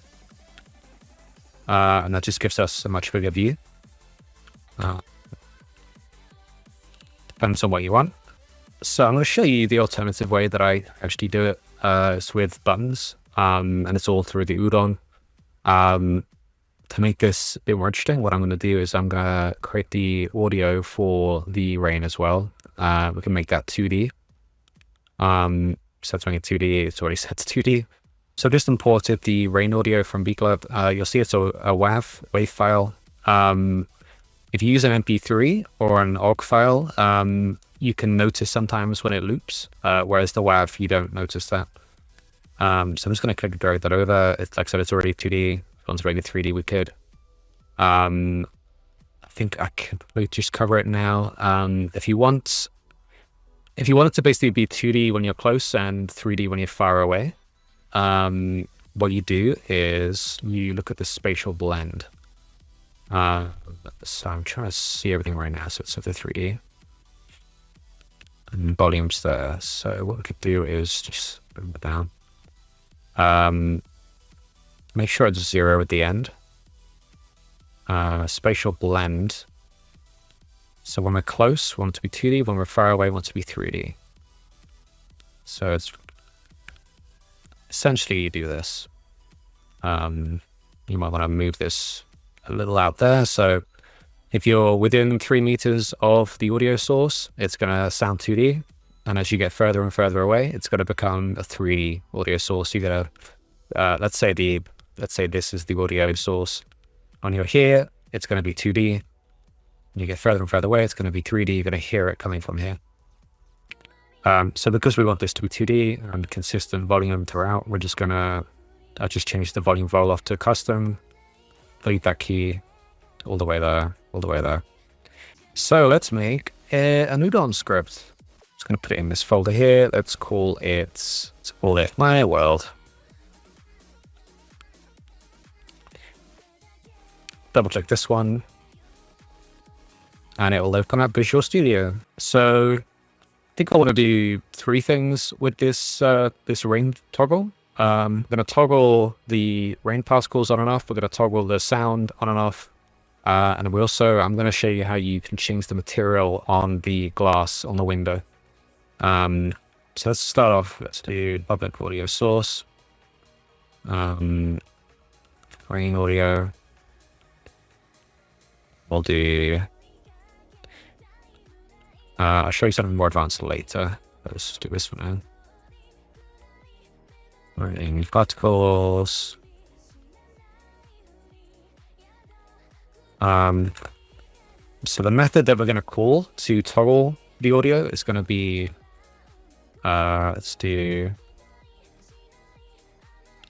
toggle. So we're going to do toggle rain.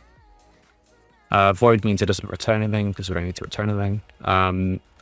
So in BCorp, I actually have prefabs that I've created for all the buttons, and the buttons kind of handle everything themselves. And I pass, I send methods. I call methods on the buttons to do certain things to them. But for the sake of this, I'm just going to show you a more manual way of doing it. So it's all going to be handled in this script. So this game object here is going to be the check mark on the button. So it's going to be button check mark. We're going to have a ball which will represent the rain. So let's do rain. This defaults to false. We actually want it to be true by default, so let's do true. So with call toggle rain, what we're going to do is we're going to flip rain on to the opposite of what it was. And then we're going to update everything. So we're going to do rain audio. That's set that code. Game object. So we can toggle the component, or we can just toggle the game object. So we're going to do the game object here, set active to rain on. Same thing for the check mark.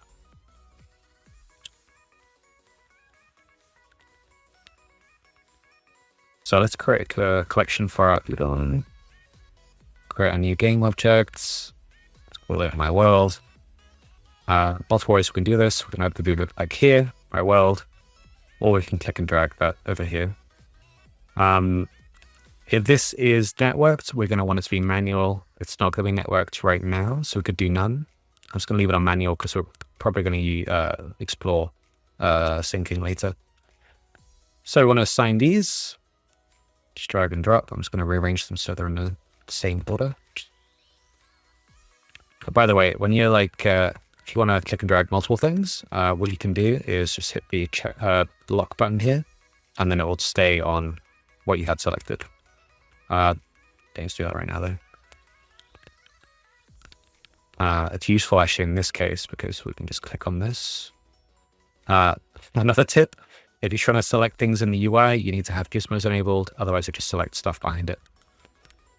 So we got the check mark, drag that in there. And on the button, we need to call the correct method. So let's just rename this. Rain button, check this. Just going to add an event on click. We're going to point it to my world. Another tip, if you have multiple scripts on the same object, multiple behaviors, what you can do is, I'll just show you, if we click on the button, block that, we can add an inspector here, add it anywhere, we can drag it around. But since we've got the lock here, it's going to stay there. And then you can drag whichever component you want, rather than dragging the game object. So in this case, on my world, so say there are 2 scripts here, and you wanted one of them in particular in here, you just click and drag this component like that. That's interesting that I should change there. So we're going to do send custom event. They're called toggle rain. So let me mention as well, I put an underscore on this because it's a non-networked event. If you don't do that, client users might be able to call this for everyone, which can be troublesome. So if something's not networked, put underscores on it at the front. So let's give this a go. You'll notice these aren't going to be synced up. Let's not worry about that. So there you go. I clicked the button. The rain has not stopped. I forgot to add the rain particles in. What we can also do is we can just add a debug log here. This is very useful when you're trying to figure out why things aren't working. This will log it to the console. For the $sign here, then you can reference the variables in here. So let's say my sort of standard pattern would be like the name of the script or method name. If I were passing in something in here, for example, like that, I'm not doing it here, but I would do it like this. And then I could see exactly what's going on. Let's say toggle rain, set into rain on. Okay, so the rain is actually really quiet, so I just changed it to bounce for now so you can hear it. Put the rain out there, check our button here, and there you go. Let's see, the rain has stopped outside, the audio stopped. Very easy. So I've just gone ahead and pulled in this rain shader. I've tweaked the values a bit. It's quite subtle. That's all there is. It's a bit. So let's do header, rain. Doesn't really matter. With the private balls at the bottom. This is private, by the way, and they're private by default. So be space 20. This is gonna change how it looks in the inspector just to make it easier to see what's going on. Then we'll call this window. So we want a mesh window. This is going to be the window mesh itself. Public. We want the materials. So we're going to have the normal glass material and we're going to have the ring material. So we'll call it glass and glass rain.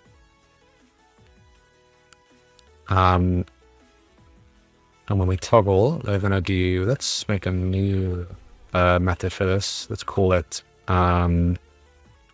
set window.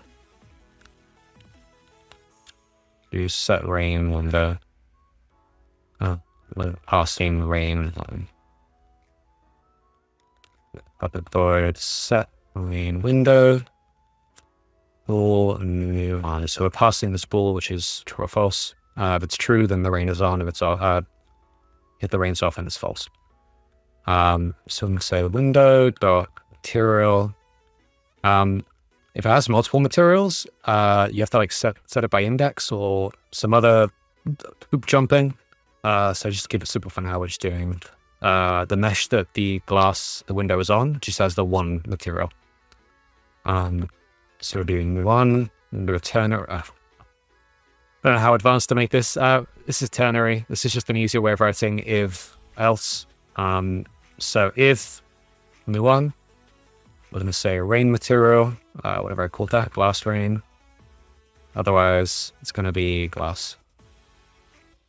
So you should be able to understand what we're doing here. We're saying set rain window, true or false. Window.material. If it's true, we're going to use glass rain. If it's false, we're going to use glass. By the way, if you have a lot of stuff there, just do click Control-A, left arrow key. There might be a better way of doing that, but I'm not sure what it is. So, my world, we're going to select the glass. Again, we can click the lock there, make it easier. Drag the window in. We're going to drag rain on glass here because we have it there, and then our glass material, which is that. Cool. So let's give that a go. I'm going to keep this camera nice and close. You can see the material. So we click rain button. There you go. You can see the material does look kind of different in a weird way, but don't mind that. But yeah, but a toggle toggles our audio, toggles the material on the window, and it toggles the rain particles. And this check mark here in the UI. Very cool. Approximately 10 hours later. All right, so I forgot to hit start recording. I went through quite a bit. I'm going to just go over it all again. So what we're doing now is we're creating a player counter. So what I've done is I've just added this. I did cover quite a bit of stuff, which is useful. Should we just do this over again? Let's do this over again. So initially I created this script called, or this Udon behavior called players, and I assigned it to this game object. But we're going to create the UI for it here. Let's just close all this stuff here. I added a container as well. So let's start with a container. So I wanted everything, all of our UI to sort of have this padding around it. The way you do that is you just add a game object underneath your canvas or whatever parent. Set it to stretch here, and then you set left 100, whatever, consistent. So everything inside of that is going to stay within that as long as you're being a good boy or girl. So I've made a new TMP there. The issue with making a new TMP is that it doesn't have the settings that we want. You can set a default font in Unity. Ask ChatGPT for help with that. I'm not going to bother doing it now. So we're actually just going to duplicate. I am recording this time. We're going to duplicate this existing one, move it out of the button, move it out of the layout, but it's still within the container. Let's call this player count. And just scooch it over here. So we're going to want this to appear in this top right corner here.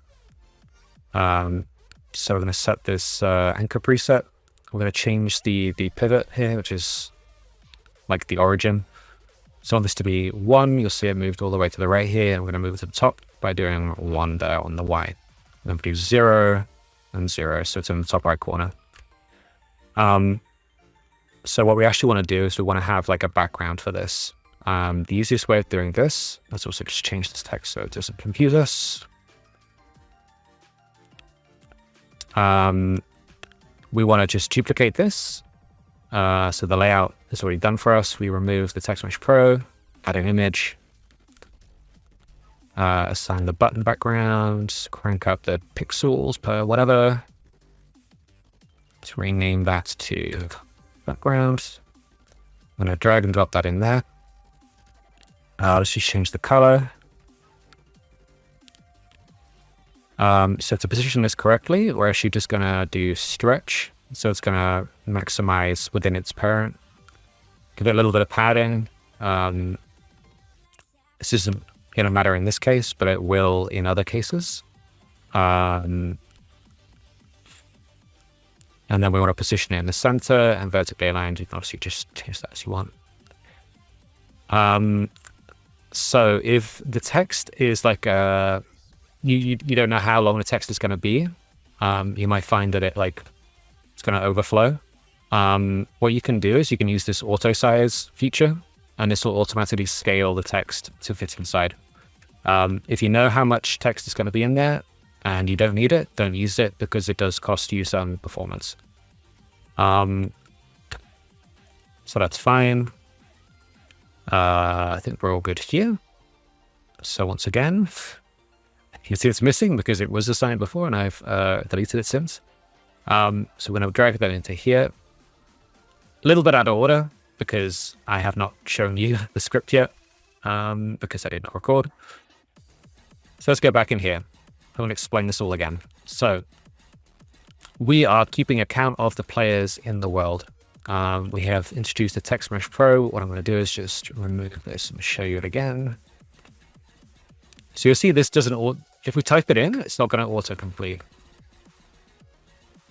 We don't get TextMeshPro GUI, which is what we need. So what you do is you just type it in anyway, like this, and then you hover over, show potential fixes, and then that will include the namespace that it belongs to. So now, if we try and do it,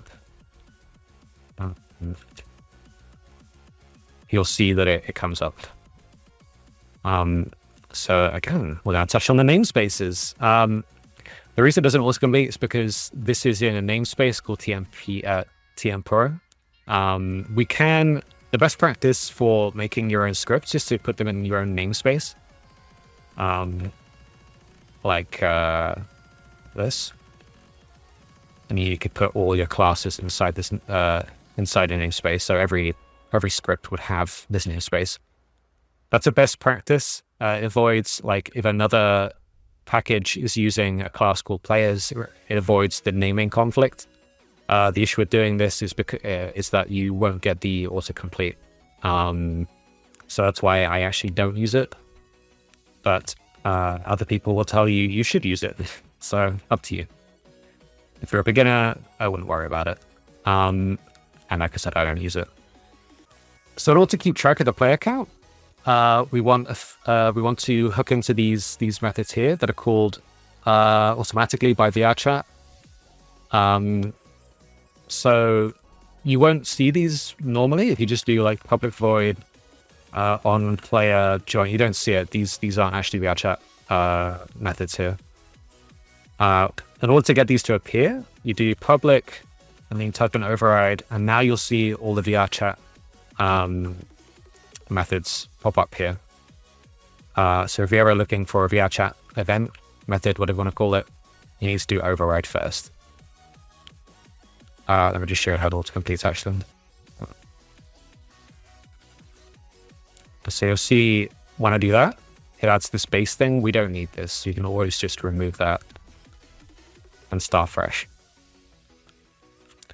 So this on player joined and on player left, they're both called, obviously, when a player joins or leaves. It gives you the player that joined or left, and you can do what you want with them. In our case here, we don't actually care which player left or joined yet. We just want to keep track of the count. You'll see this here.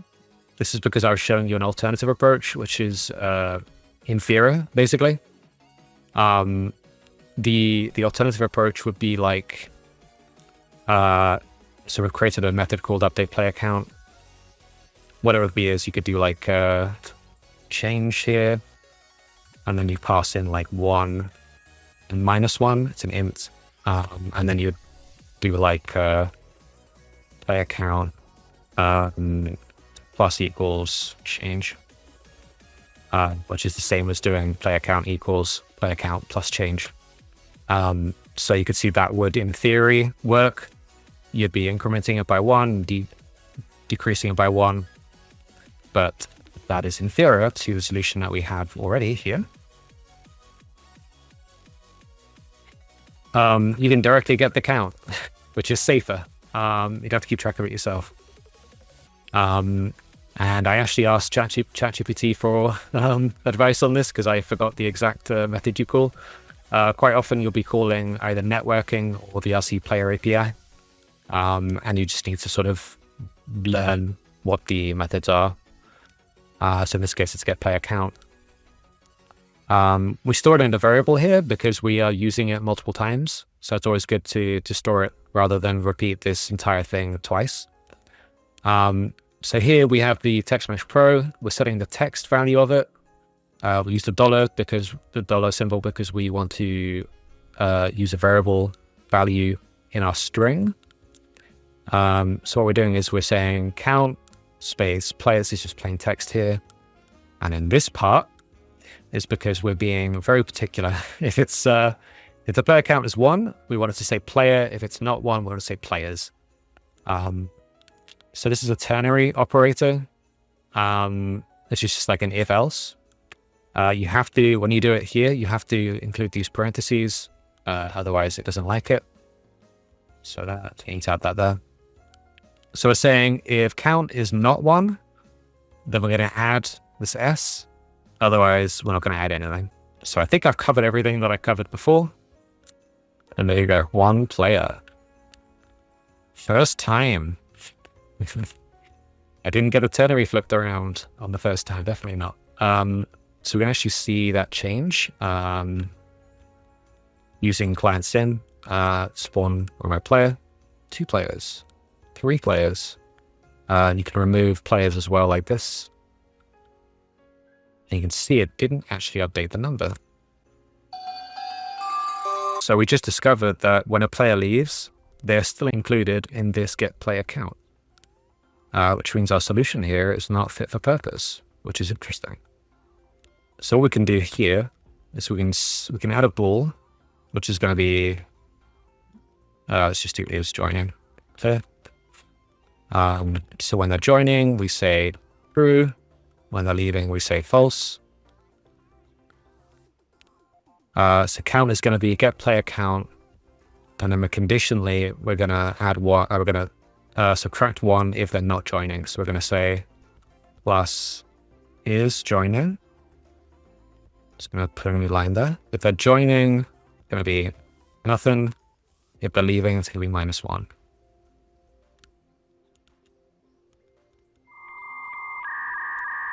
I think we need to wrap this.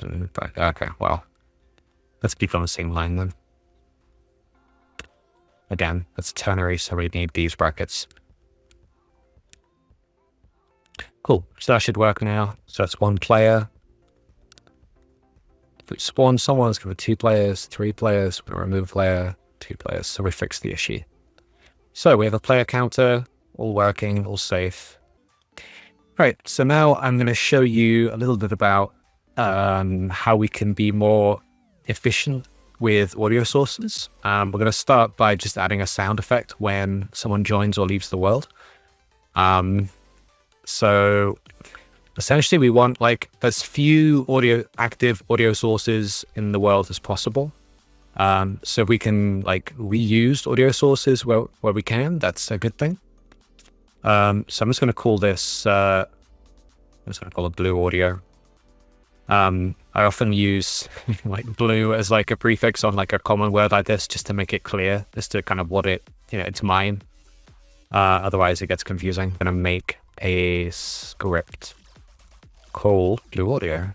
So I'm going to start off by doing audio source audio.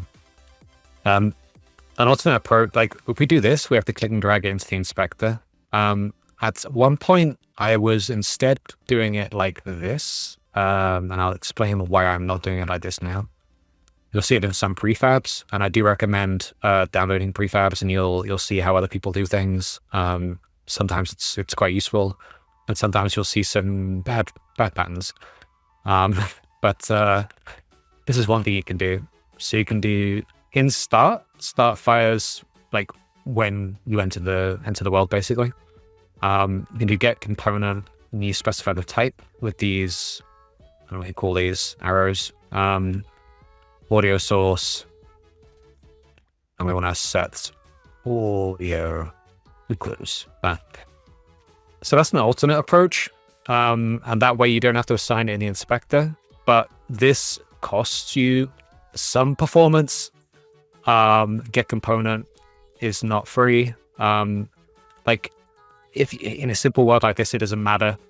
But when you're making a world like B Club, you want to avoid anything like this. If you can, eke out as much performance as possible. So we're not going to do any of this. We're just going to do standard public audio source audio. You can name this whatever you want, by the way. In fact, I'm just going to call it audio source. So I'll say for now, I often do this. I get the feeling it might not be a good practice to call it audio source because audio source is a type. But anyway, let's just call it audio source for now. So we're gonna use this script to handle audio in our world to a degree. So what we'll do is blue audio. So normally what we'd do is we'd have it here and we can either drag it in. Oh, I didn't, sorry. I've got to put the component on first. The script, the behavior, whatever you want to call it. Blue audio. It's a manual for now. And let's assign the audio source. Let's also move it up. You can move these components up and down. I tend to try to always have the transform at the top and then have behaviors below that, and then everything else can be below that. again, do what you want. I like that. Find it easier. So yeah, so we've got this reference to Blue Audio here. We can either just drag it in here and drop it.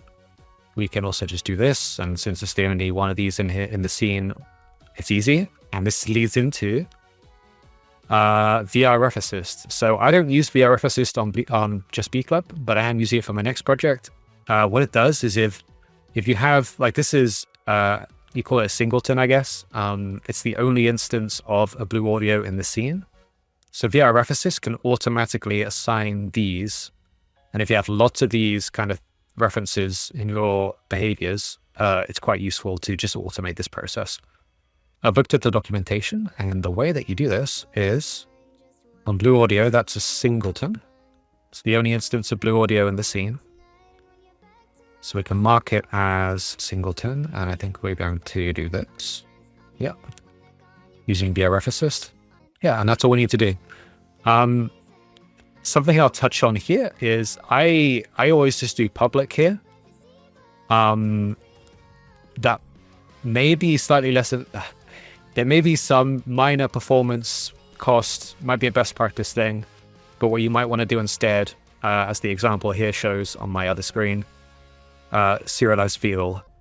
So this is a private field. This means that scripts that reference players won't be able to access Blue Audio.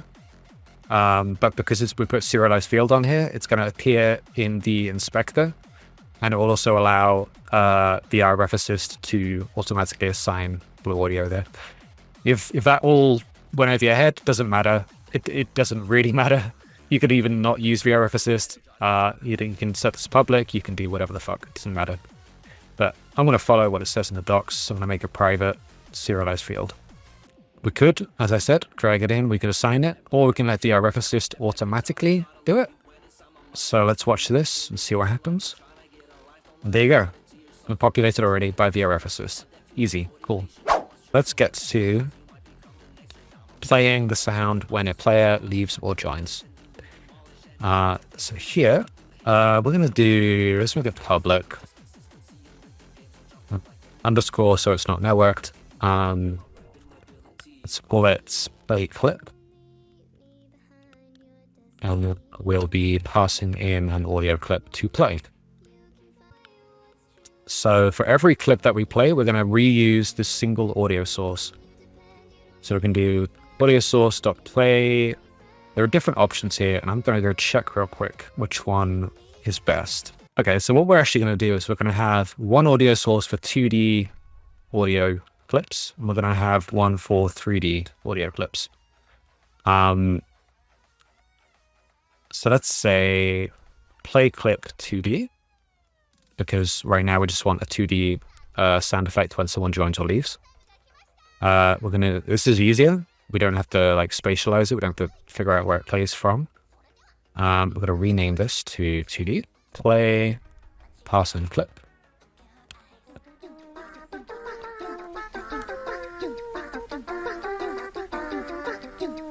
Another do play.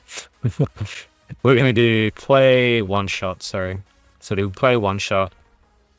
We need some audio clips. So for the clips for the join clip and the leave clip, we can either put it here or we can put it on players. It's up to you. I'm just going to stick it here.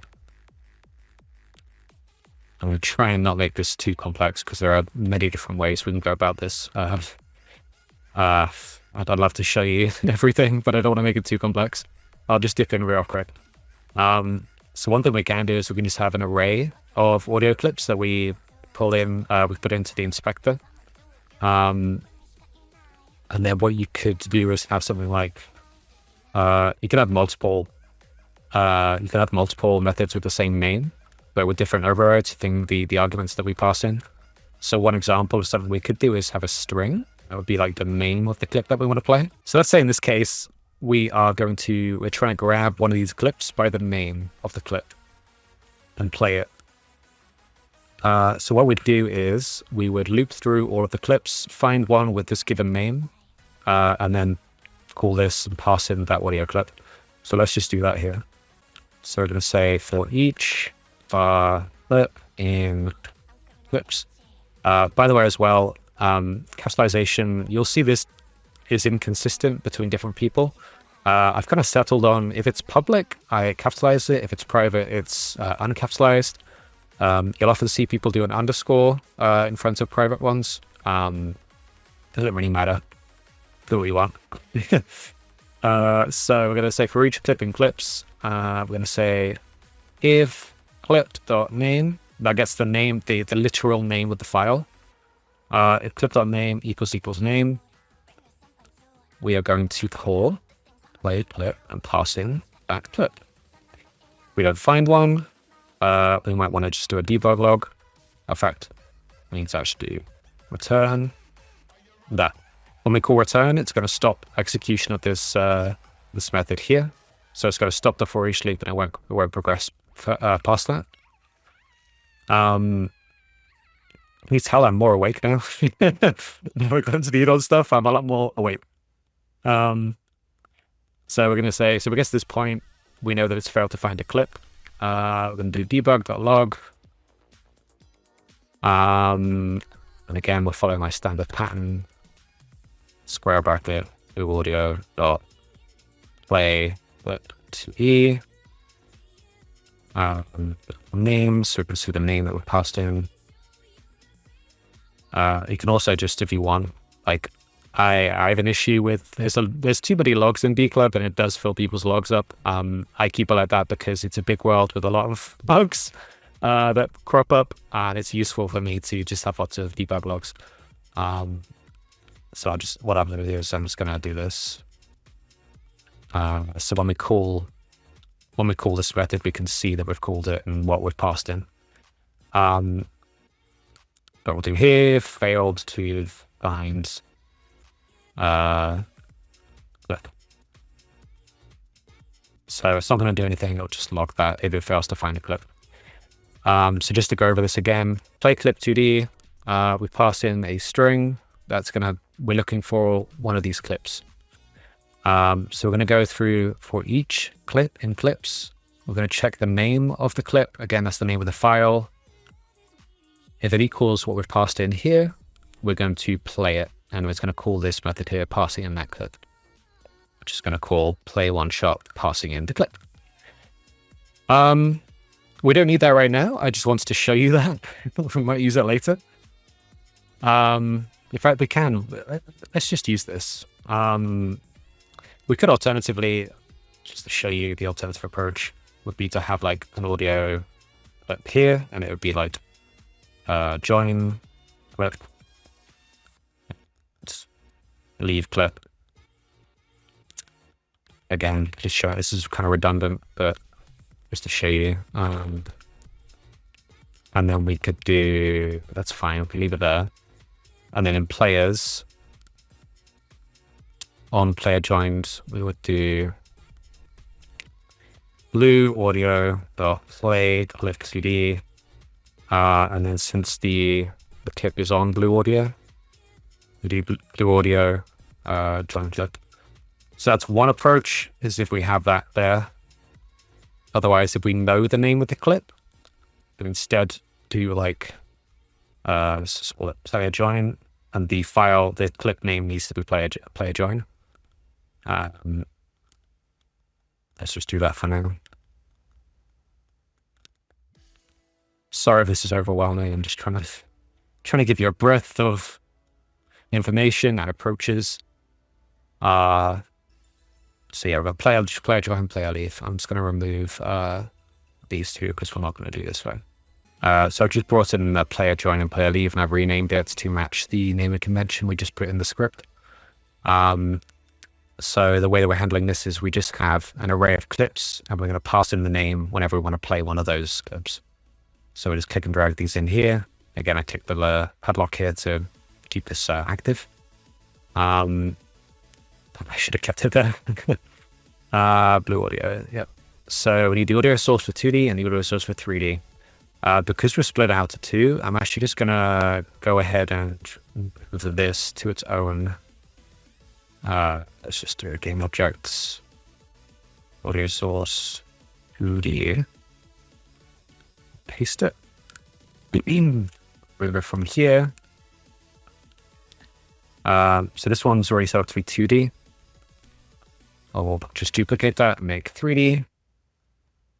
Okay, so this audio source, I guess I must have done something because the volume isn't what we want it to be. So let's just redo that. Custom, delete that. So it's always 1. Spatial blend is always 2D, so that's fine. And max distance 500, that's fine. For 3D, this might be too aggressive, and you might not want it to be 500. It really depends on your use case. Let me just set it to 50. Bring that down. That looks fine. I don't think we want play on a week. We don't want loop. Let's assign them. Okay, so in theory, this should work. There you go, you heard it instantly, hopefully. So spawn in. Can I hear that good? And when we remove someone, here it plays the other sound. So there you go. First time. Okay, so we're going to look at the 3D audio now. And I'm going to tell you something you may not expect. A method that you would think you'd want to use, but you don't. Because there are, I think it's to do with, it might be to do with spatialization, it might be to do with certain settings that you can't access. But let me show you. So play clip 3D.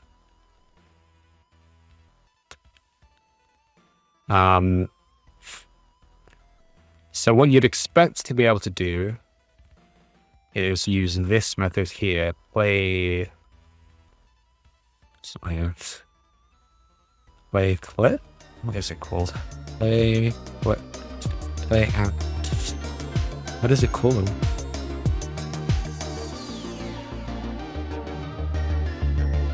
Okay, that's really odd. So play clip at point. I don't know why it doesn't appear in the autocomplete.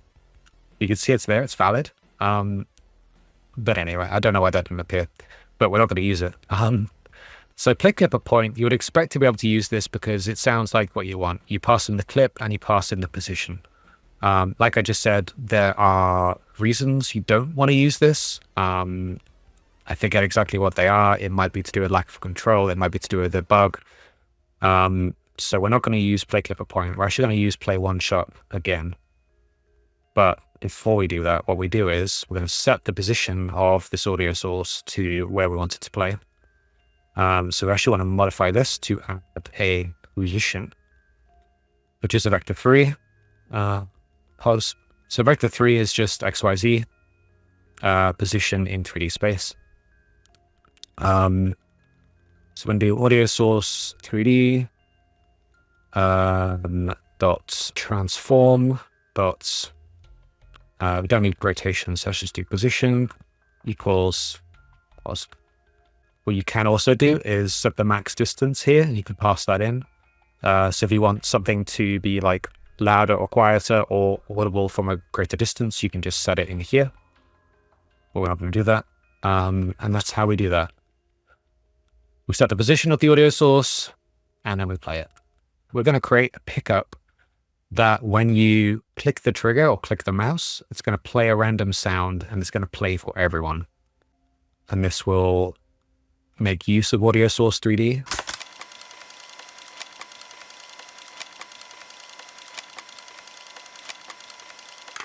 So let's go ahead and start that. So we're going to start with a 3D object. You might want something more interesting than a cube, but I'm going to use a cube. I'm going to call it random sound pickup. So to make it a pickup, we'll do VRC pickup. That's ominous music players.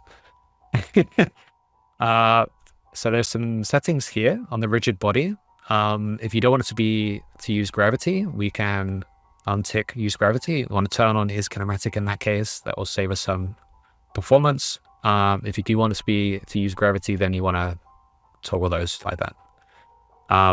Something you can do is if you want it to like kind of float and sort of you throw it and it sort of moves slowly and then stops. You could do, I forget exactly what it is, but something like that. Let's just try that for now, actually. That's fine. So I think this use text is actually what appears when you hover over it. It's not actually what you use. Even though it says that, I'm not sure. Use text, I'm not sure. Yeah, I'll have to play around with that. Or we'll just do and ZX. So let's see when that appears. Okay, so we want this to be synced. So we're going to add a VRC object sync. I'm going to turn off this. I don't know. This is probably useful in a niche case. I don't think I use it ever, but it costs performance, so turn it off. If it were a trigger, we'd do trigger. It's not a trigger. It's something we want to collide with the world. And that's fine. It's on layer pickup. And we don't want this to be static because it's a pickup. And we're going to create a new script.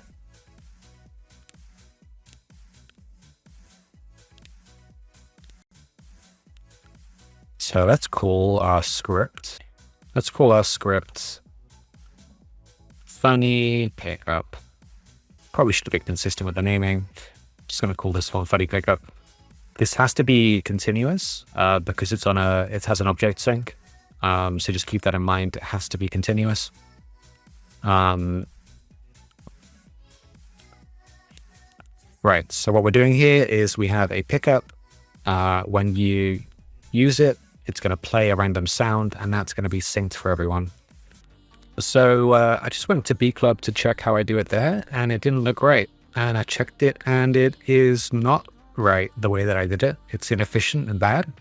So as I said, when you have a pickup and a VRC object sync, any behavior on it or parented to it needs to be continuous.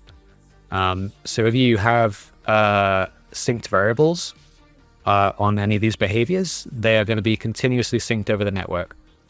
This is generally bad. So in B Club, I have a script parented to add the funny random button, the random sound button. When you press it, it plays a random sound.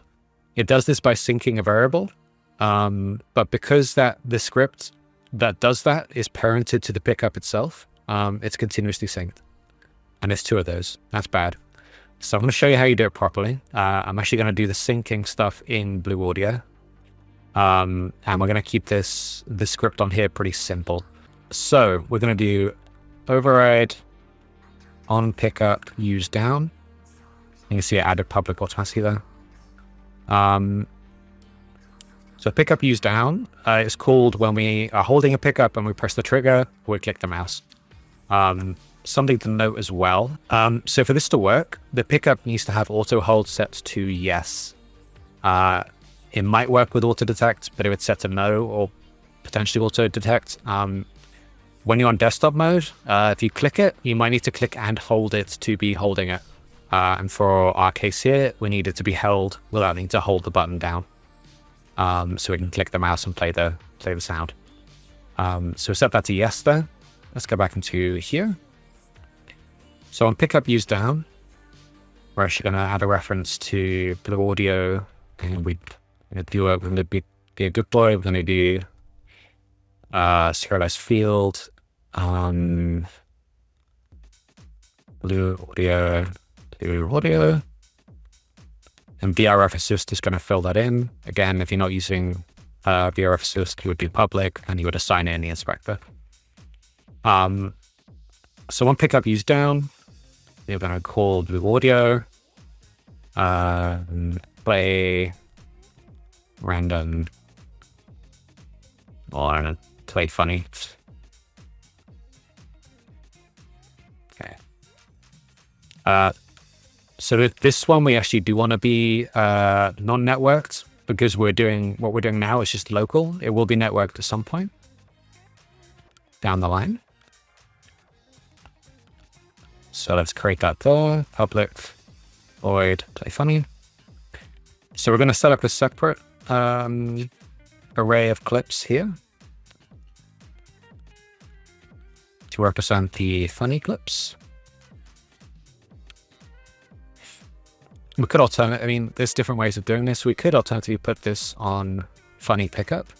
What we'll do is we will do Udon synced. This is going to be the index of the clip that is playing. So we're going to call it lowercase. Actually, it's uppercase this time because it's synced. Funny clip index. And then we create a private. Again, naming conventions get all wacky. In the case of a synced variable like this, I might actually just step over that so you get to read. This is, you'll see why we've done this. This is a private, like local index, and this is the synced one. When this one is synced, we check if it's different to this, and if it is, then we want to. Oh no, we don't. Oh my god. The issue is like if the index, if it repeats, we still want to play it, but we can't tell if we have multiple synced variables and we call on deserialization, and it hasn't changed, then we're like assuming that we don't want to play it, but we do. So I want to follow the computer's funny advice rather than my silly way of doing it. So when we call play funny, we want to pick a random clip from funny clips, get the index of it, sync the index, and then play the clip. And everyone will play the clip because so when this value changes, basically. So if the funny clips, the length is less than or equal to 1, we can't guarantee like variation, and it's going to break what we do. So we're just going to let's just return do nothing. We should have more than one clip. So again, return will just end the method here and the execution of it. So I actually never use this, but it's very much valid. It's we're going to do a do while function, or statement, whatever the fuck it's called. So what we do here is random. I wish I could just do this off the cuff, but this is weird cases. So I'll explain this in a second. Hey, how's it going? What are you doing here? I'm bored. Can I go play now? Yeah, this video sucks. Let's go get some ice cream. Yay. Oh, it's not. Yeah, again, I don't use this pattern.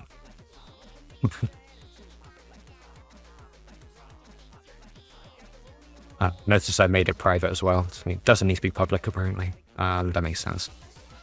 So, funny clip index. And then I'm just going to write this out and explain it.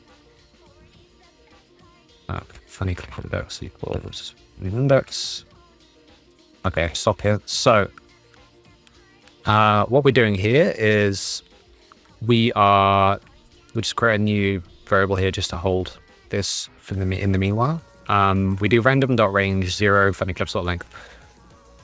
This is going to get us an integer that's going to represent the index of the clip in the array. So it's going to pick one of these clips at random, essentially. But in order to guarantee that it's a different clip every time, we're going to run this over and over again until we get a different index. And then once we find it, it's going to stop execution here. New index is going to be a new index. We update the funny clip index. That's the synced variable that we're updating here. I'm actually going to do GameObjects, networking dot set owner GameObjects. I'm recording, very good. Networking dot local player. Oops. I did the wrong order there. I did.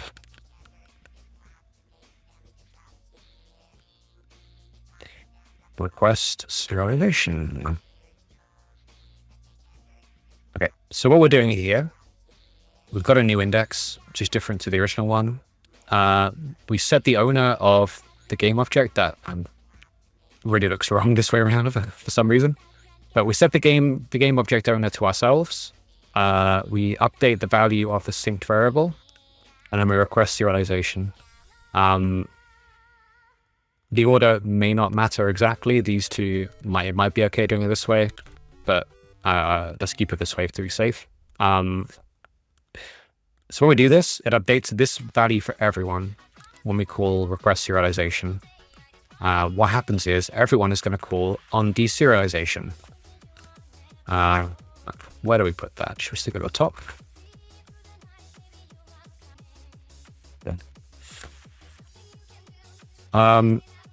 So everyone except us calls on deserialization.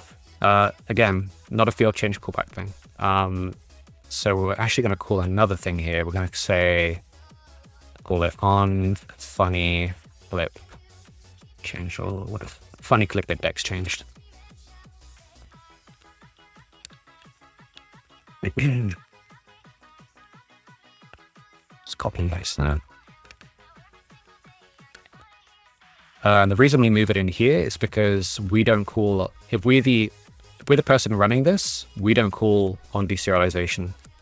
So we're going to manually call it. So on funny clip. So we run that, everyone else will run on deserialization, which leads into this. But again, if we had multiple synced variables, we need to actually check that it changed. So what we would do is if funny clip index doesn't equal funny clip index changed. So this one is synced. So when we call on deserialization, this value is going to have changed. This value won't have. This will be the old value. So when we compare them, we can see that the old value does not equal the new value, and then we're going to call this. If we needed to know what the old value was here, we could do something with it before we update it. But either way, we're going to eventually update it to keep it up to date. And then we can do the actual logic, which everyone's going to run and play a big clip. So we're in Blue Audio. What we're going to do is play clip 3D.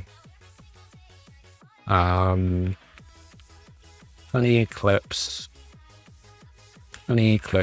clip index.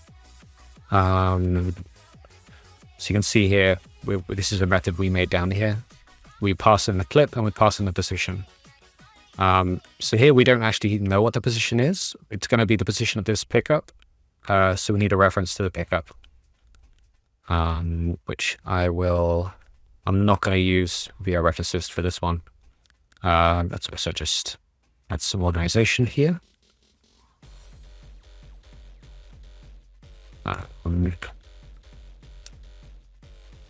Again, these, the things I'm adding now, they appear in the inspector. I'm going to say inspector just to show you this thing here. I like to put the tables at the top, so I'm just going to do that. Then the space there, we're doing it here.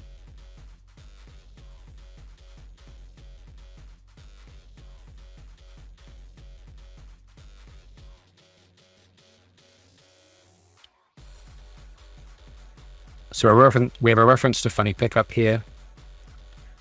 We changed the when the exchange, we're going to play the clip, passing the clip here, and the position is going to be funny pickup dot transform dot position. So hopefully that all makes sense. I know this looks a little complex, and maybe I have overcomplicated it, but I'm trying to provide a breadth of information, different approaches. I'll cover the next approach in a second. But we'll check that this is working first.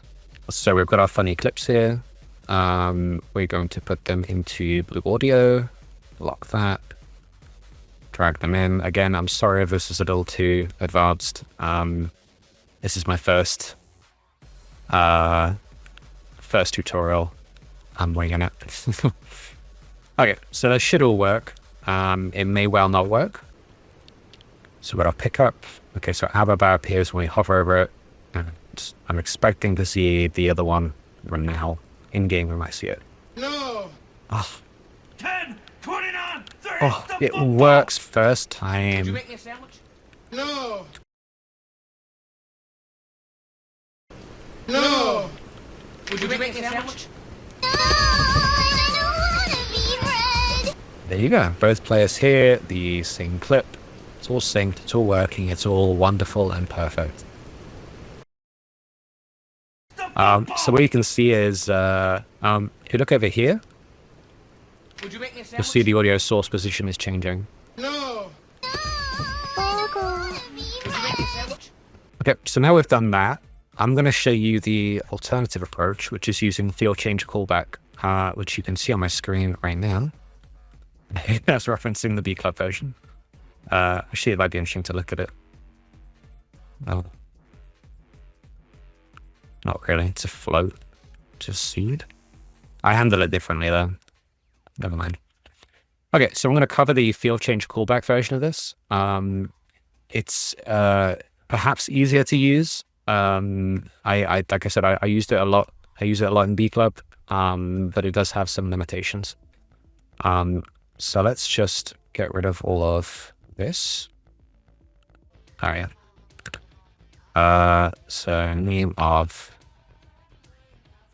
need index. So when we set it, we're going to call on funny index changed. I'm actually going to pass value. That's the new value of funny cliff index. And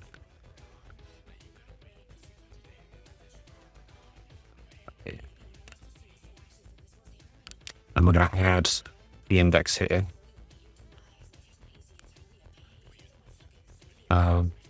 So let me explain this first. So we've moved Udon synced to this private variable. Field change callback, we reference this one here. Again, just match the pattern. I forgot exactly what it was. I just looked at what I've done already. But basically when this value changes, we update this one and we call this with the new value. And when we get it, we also get that. Don't think too hard about it. So we've got the index here. We don't do that there anymore. And we just do this. That's about it, really. We don't need to call it there anymore. So we don't need to call the, we don't need to call on funny. So we've removed the call to this method here, down here, because with field change callback, whenever this changes, regardless of the context, we run it. So you'll see we update funny clip index, we update this sort of backing hint here, and we call this method with the new value. We do the same thing as before in here, basically. Would you make me a sandwich? And you see it still works. No! 10, 29, Would you make me a sandwich? No! So I think one limitation of the way that I've done it is that when I click it, the sound stays where it was rather than following the pickup. There are going to be alternate approaches that's going to have the audio source on here. I'm just showing you an approach, right? It might be applicable in your use case, it might not. Who knows? So I think what I'll do now is I'll show you how to send a networked event, which is simpler than syncing variables. And I'll also show you some stuff with players and triggers, entering trigger areas and triggering events based on that. So I think first off, what we're going to do is we're just going to set up some bounds for a couple different areas. So just a note on this. I'm using a cube here, so as a visual. I'm scaling the transform, and you'll notice the box collider is still 1, 1, 1. So like a better way of doing this might be to not have the cube itself. It's just a game object with a collider on it, and then you click this instead. It feels a bit tidier, because then this transform is, normal, what you expect. So let's just scooch that there, I guess. So this is going to be the bounds of the bedroom. We need to make that trigger, and we're going to put it on mirror reflection. This layer is going to collide with the player, but it's not going to collide with a lot of other stuff. So if you have a lot of stuff going on in your world, you're going to run into less triggers being triggered. So first off, I'm just going to show you a trigger event, entering a trigger and sending a networked event. So we're going to make a new script for this, and we're going to put this on the bedroom game object. So I'll call this, I don't know, bedroom trigger. So we'll stick bedroom trigger on here. Let's put it as a manual. Player trigger enter. So it's not collision enter, it's trigger, because it's a trigger. With the collider, it's like collision enter is like when you touch it, and it can't be, you can't have is trigger ticked on the collider. So with like networking, when the local player sees any player enter this trigger, including themselves, they'll call this and the player will be passed. Let's add a reference to our audio. And we're going to be a good boy again. We're going to be a serialized field. And use VRChat to fill that in. So when a player enters this trigger, we're going to blue audio dot. Wow, I'm getting tired, it seems. So we're going to do blue audio dot play underscore play clip 2D, because it's a 2D. And then we are going to play a specifically named clip. I'm going to call it bedroom. Here we go. Make sure the case is the same. Otherwise, you want to convert things to lowercase before you check the name. To be honest, I should probably be doing that. I might just do that right now. So we're going to add that to our clips here. Let's make that change I just mentioned. So for safety, what we'll do here is we're going to say name equals name dot to lower. And we can also trim it. Again, just for safety. We can copy that, and we can do the same thing here. So this just avoids cases where there's spaces on the start or the end of the name. It avoids cases where we get the wrong case. Letters are might be uppercase or lowercase. This just reduces errors, basically. So as we enter the bedroom, we're expecting it to play a sound that I've just assigned. A player has entered the bedroom. And there you go. I leave and come back in. A player has entered the bedroom. So this is like, it's all run locally. If we see a player go in, it'll play that sound. If we go in, it'll play that sound. So in essence, it kind of acts like it's networked, but it's actually not. So I'll give you the example of sending a networked event. I'll give you a very basic example. So through scripts, we're going to call it blue button. So this is going to be a really simple script. We actually need to override here. It's all right. This behavior needs to be on an object with a collider. And if it is, and we have an interact on it, it's going to make it so that when we move our cursor over it, it's going to, highlight it in blue and let you click it. Let's toggle. Just a really basic example. I'm sure you can find this anywhere, but whatever. Let's go. On a bit of a roller coaster here. We're doing much more complex examples and then really simple ones. Oopsie. Oh my god. What we'll do is we'll have a particle system that we're going to play. We're going to emit some particles when we click this button. A little more interesting.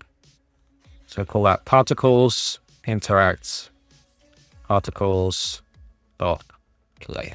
That would be sufficient if we were doing it all locally, but we're not. So we need to call another, and it needs to be public. Because it's a networked event, it needs to be public, and it doesn't have this underscore. If we have this underscore, it will not be networked. Keep that in mind. But again, if it isn't a networked event, you do want the underscore, because otherwise it can be abused by clients. So let's do play particles. And we'll move this into here. We do send custom network events, all tab. I'll go to everyone. There are different options for this. Oops. So you got all or owner. Then do all. And then we do name of play. I suppose this name of thing is just like it's a good practice. You can alternatively just write play particles, but look, I spelled it wrong, so it's not going to work, right? But there's no red underlines, so we don't know. Whereas if I do it this way and I misspell it, uh-oh. Right, so do that, use that. So this will work if we set it up. Let's go set it up. Got a button, just a cube. It's not a trigger. Got a blue button on here. So this one does need to be networked. Let's make a particle system. We can do our call V, hold V and click it to snap it to a vertex. So we can have it come out of the button. So let's bring down the angle, not the angle, the radius. Let's bring down the size. Let's make it random between two constants. 0, 1 and 0.1. Wow. That is in speed. I did that last time as well. So with the emission, if we want it all in one go, we set this to 0 and we add a burst. I don't know what drag and dampen is. Well, I did nothing. And that also did nothing. Okay, so this is my hot tip, is make B club and then reference it when you don't know how to do something. So let's change the color of a lifetime. Let's do a similar thing as last time. Where we just change the alpha initially and the alpha at the end. The lifetime, we're just going to bring it down as well. I think you do that. There you go. So we've got our particle system here. We don't want it to loop. We don't want it to play on a wake either. So it's just going to do it once and that's it. Then we click the button. So with our particles button, let's move our Udon up to the top like before. Drag in the particle system. Cool. So I'm going to show you that working in game with 2 clients. So just while I'm doing this, I'm testing with, you see here, I'm in the VRChat SDK here, builder. I've done 2 clients here because I want 2 different clients so I can test this networking. I've done forced on VR because who wants to get in VR when you can be in desktop mode? So if we click this button here, here you go, both players saw it. Seems to get synced. If I enter the bedroom, both players are going to hear that sound. A player has entered the bedroom. Here you go. I was going to do it like a player log, but it's quite basic. You can get the information elsewhere. So I'm not going to bother with that. So we're going to do player counts. So in V Club, you'll get counters for each area, which players are in them. So that's why we set up the bounds earlier. So we have the bedroom, the lounge, and the pool. Then have the public, collider, array of colliders. Those are what I just showed you, the 3 areas. Let's call them area bounds. We're going to use delayed events. Get to show you more stuff. Every X seconds, we're going to check the location of every player using these bounds. We're going to add the numbers to arrays, and then we're going to put it into the UI. So what I'll do is I'll have TextMeshPro UGUI. Should be able to do. Let's control period rather than hovering. Nifty keyboard shortcut. Lounge, counter. Could use TMP to be consistent with the other ones. I'm just going to do it then. It's a little wordy, but whatever. So lounge, bedroom, and pool. So we need to have a start event because in here, actually make that into something. We're going to do update counters. So I'll do send, again, autocomplete, reminds me exactly what I want, but I should do seconds, not frames.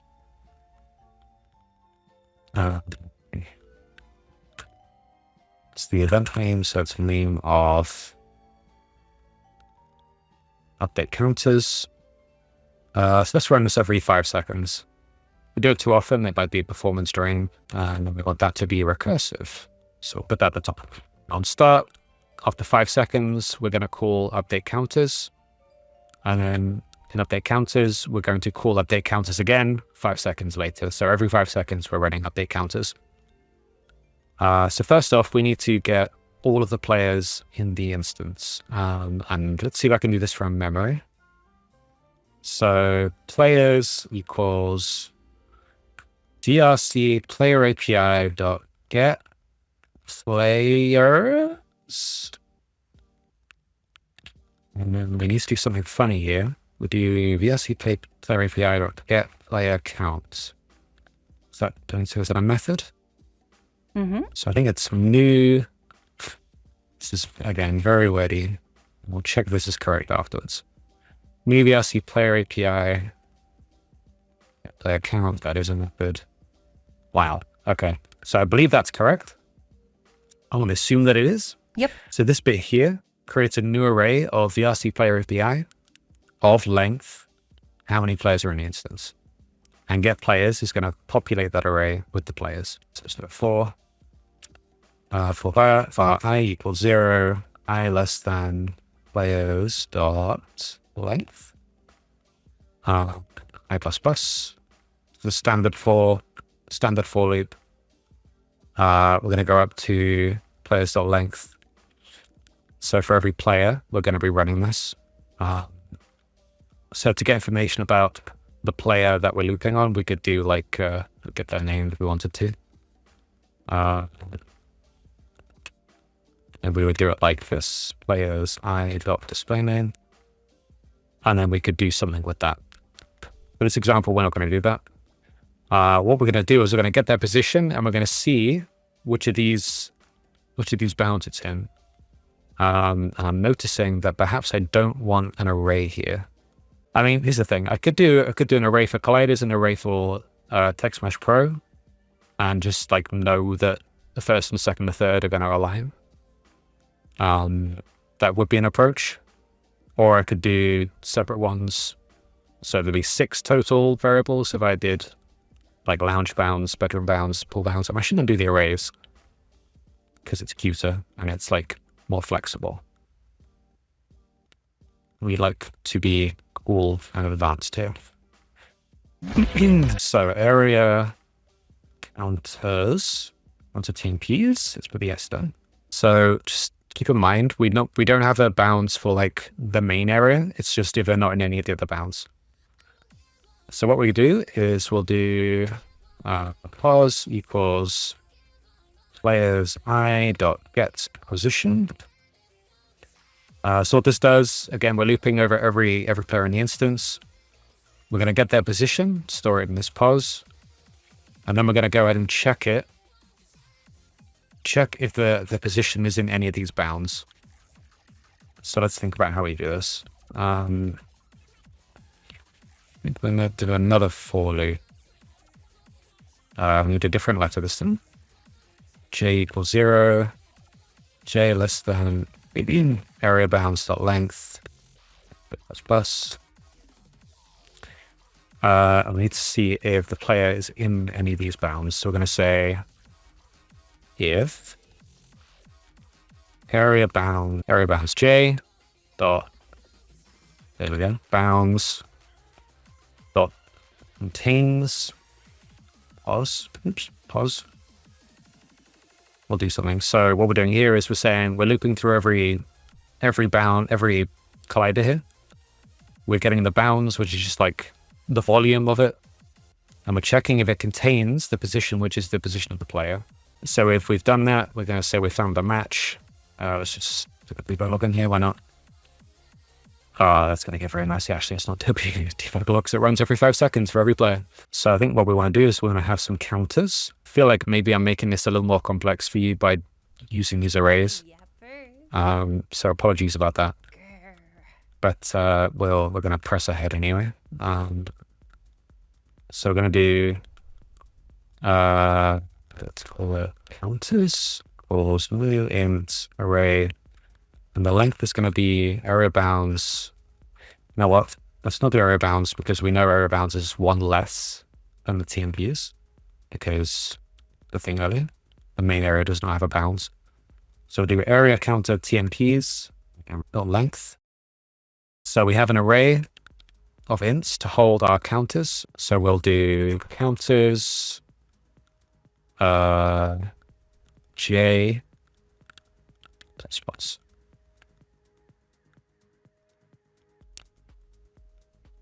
Need to think. So if we don't have a match, I'll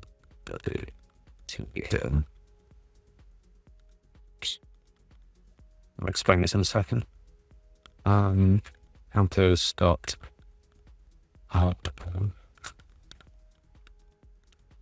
counters dot length swarm plus. Again, sorry for making this more complex, but hey. So explaining this, if it matches, if the player is in any of these colliders, any of these bounds, we're going to increment the counter that is like associated with that bound. Basically, all three of these arrays are the same length, so we can sort of, by index, they're always going to like match up. When we do continue, so we actually need to add, because when we do continue here, it's breaking out of this for loop, but it won't break out of this for loop. So this will always run as well, which we don't want to happen. So we're going to do, just going to put a bool in here. It's false. I'm not sure we need to actually state false because it should default false. So do counters there, match is true. Continue, and then over here we say if no match, I'm going to add to that one. So this counter here is representing the main area, basically. Let's see what this does. See, we fancy there. That's very confusing to me, so I'm just going to do that. Okay, so at this point, we will have looped over every player in the instance, got their position, incremented a counter corresponding to the area that they're in. If they're not found in an area, then that means they're in the main area by this, and we'll increment that last counter there. So at this point, we have our counters. We're going to then loop over those counters. I mean, we'll loop over, yeah, we'll loop over the counters. We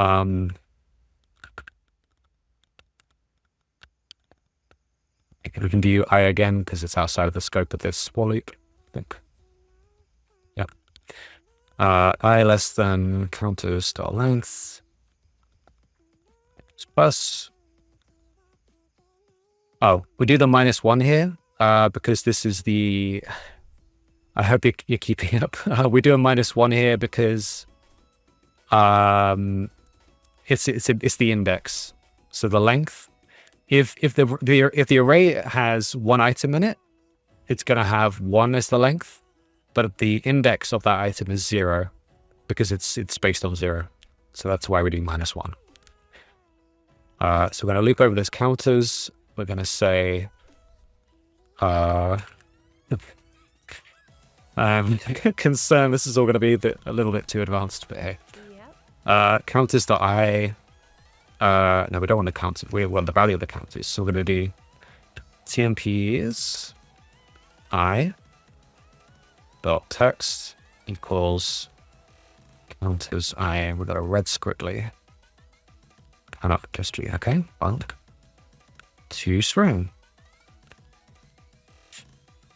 So C# can be a bit stricter. I've been working with JavaScript a little bit recently with the Discord, but it's very loose in JavaScript. It's a little too loose for me. But obviously when we do this, I think we kind of know what we want to do. But anyway. So in theory, this should work. Yeah, so in theory, this should work. We'll see if I'm really cool and smart and clever. You can see that I did not use ChatGPT. I did not look over to my right constantly that time. So we want to set up our UI. Let's call this player or area counters.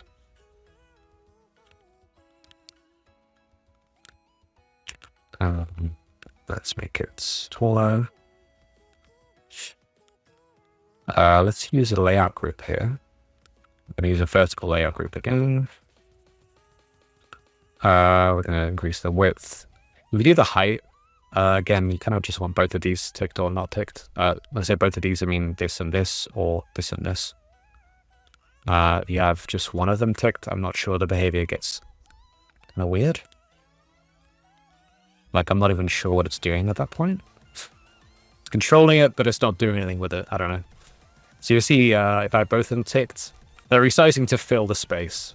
So let's think. We actually, in our layout, we're going to have an entry with a label and a value. So let's modify this. Let's actually just disable the vertical layout group for now. Area. Let's not mess with the layout for now. So this will be the account, and we'll have a label here. All right, let's turn this back on again. So we've got our label and our player. So the label is going to be the area. So we've got, what have we got? Bedroom, lounge, pool, and that's alphabetical. Convenient. So bedroom. Let's just put X there for now. We can left align this. It's not left align. Left align it. The player count can be right aligned. I think that will probably work for now. A power and a main one as well. So we gotta be careful because we did it like as an array with indexing. So main would actually be the third one if we're doing alphabetically. I'm just gonna put it at the bottom just to avoid some confusion. So the lounge, pool, and game. Okay, so we haven't made the object yet, and so we'll do that. Functions.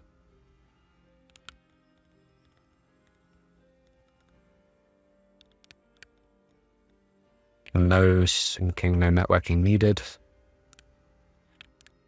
So I'll just do that. Again, the order does matter. So be aware of that again. Maybe I'll just rename it to be clear. Bedroom, language. So you can see the order matters here. So over the bounds, bedroom, lounge, pool. Check the order, bedroom, lounge, pool, so that's fine.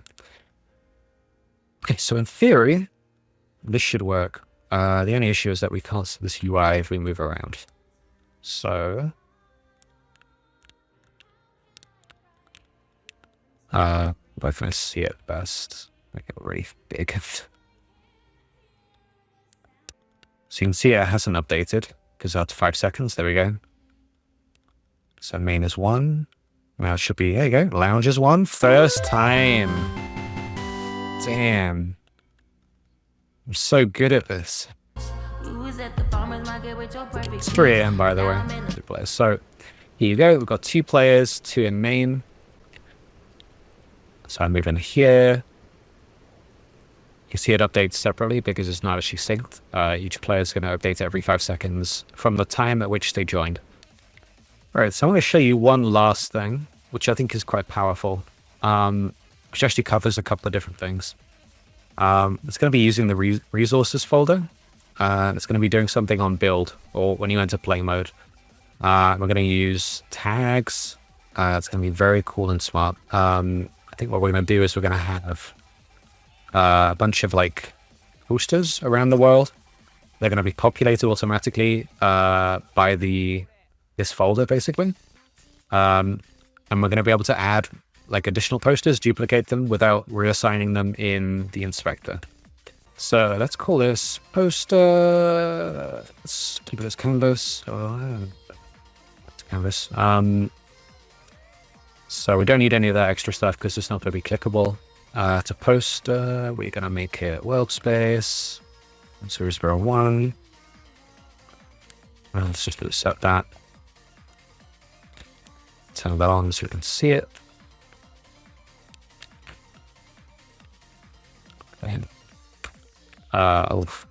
Let's move over here. See, I'm not sure which way is forward. It is that way. So we're going to add a raw image. And what we're going to do is we're going to add an aspect ratio fitter. So we're going to fit this to parent. The annoying thing about this is that you have to set the aspect ratio. It doesn't automatically do it. But we'll get to that. What's going to happen is these posters are going to come into here and they're going to maximize the size, either the width or the height, depending on their aspect ratio. Okay, so we've got some poster slots. Let's just put that into a collection, call it posters. What we're going to do is we're going to add a layer. No, we're going to add a layer, fuck. So what we're going to do is we're going to add a tag blue poster. So we created that tag and then we're going to assign it.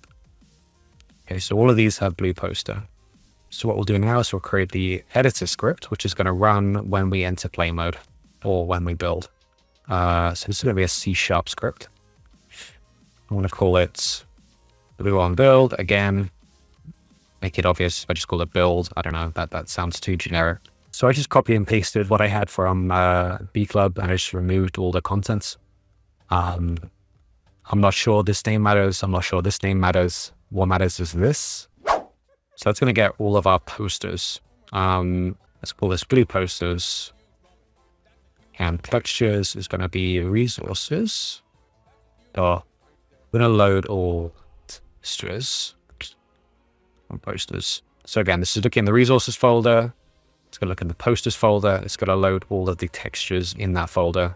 Stick it in this variable. The posters is going to go through the scene. Keep in mind, it will not pick up disabled game objects. They have to be enabled. I believe that's usually the case. So that's the tag blue poster and assigned to the blue posters. So go to the structure. It is the child of this object. So we're going to do get transform dot get child 0, and then we're going to do get component raw image. You see, that didn't autocomplete. We need to start. It's going to get the raw image. So let's just do raw image equals Peter. And we just do raw image dot texture. Spell equals. So in this case, we might actually want to do a for loop because it's going to be a bit weird otherwise. So let's do I equals 0, I less than. So we're going to do less than the posters.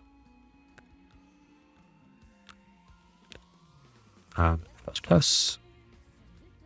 And we would say E equals blue posters I. Text equals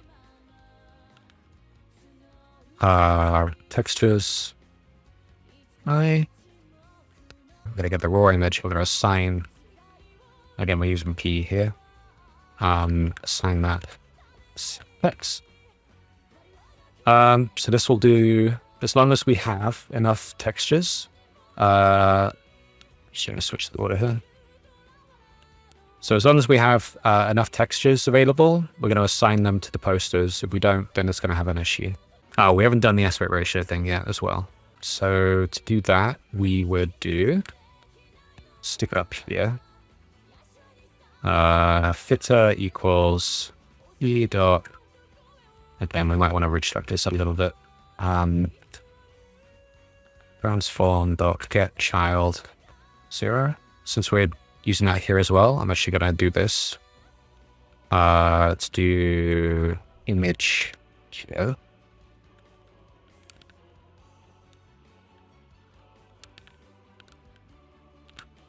Okay, and then we'll do footer equals image geo dot get component aspect ratio footer.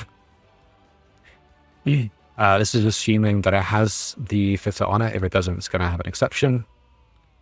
I'm not going to go into too much detail, do too many checks and stuff. So we're going to do footer dot aspect ratio equals. All right, so I just copied that over from B Club because I wasn't 100% sure, but it's pretty simple anyway. It's a text. We already have text. Hello, ladies and gentlemen. Text. Welcome to episode 1 of Germacraft, the series where I play Minecraft. This is going to be. There you go. We get the aspect ratio with the just dividing the width by the height of the texture. So that should fix that issue. In terms of randomizing it, so I get a little confused with how seeding works. So I'm just going to try it out and see what happens. We're going to do r equals random dots.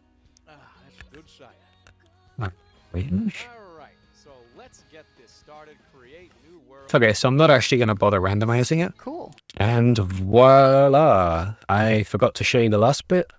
The aspect ratio footer has fitted them. You might notice that they're actually flipped because I forgot. Well, I just put them the wrong way around. So an issue with using Bakery is that these bakery scripts here, they'll generate a lot of warnings in the log because these aren't supported by VRChat. So you don't really want them in your build. So the obvious solution would be to actually mark this as footer only. However, Bakery doesn't seem to work properly if you do that. It doesn't. These lights no longer bake. I have a method here that will remove the Bakery lights in the scene when we enter play mode or build. So you can see it finds the objects with the Bakery point light, Bakery light mesh. I didn't show you those, but whatever. What it does is it goes through them all and it destroys them. This isn't permanent. It's just in the build. So you can get rid of all those errors and just clean up the build. Obviously, as well, you need to stick this up into here somewhere. So you could just do that. Ideally, you'd move this out to its own one as well. So let's just go ahead and do that.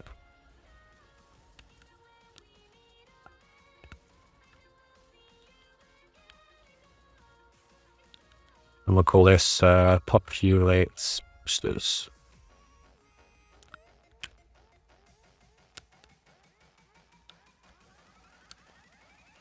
So there you go. That's how you can do it in the build scripts. Just have a bunch of these methods that do different things. So another one I mentioned at the start of the video is Varneon's Udon array extensions. These are very useful when you're working with arrays because doing things manually with arrays in Udon is very painful at times. I was hoping the page for array extensions would have a comparison. It doesn't seem to. But basically, so I've gone ahead and added this method here just to give you an example of how you'd use Udon array extensions. You need to add this using statement up here. So this method is going to add a clip to an array, just for the example.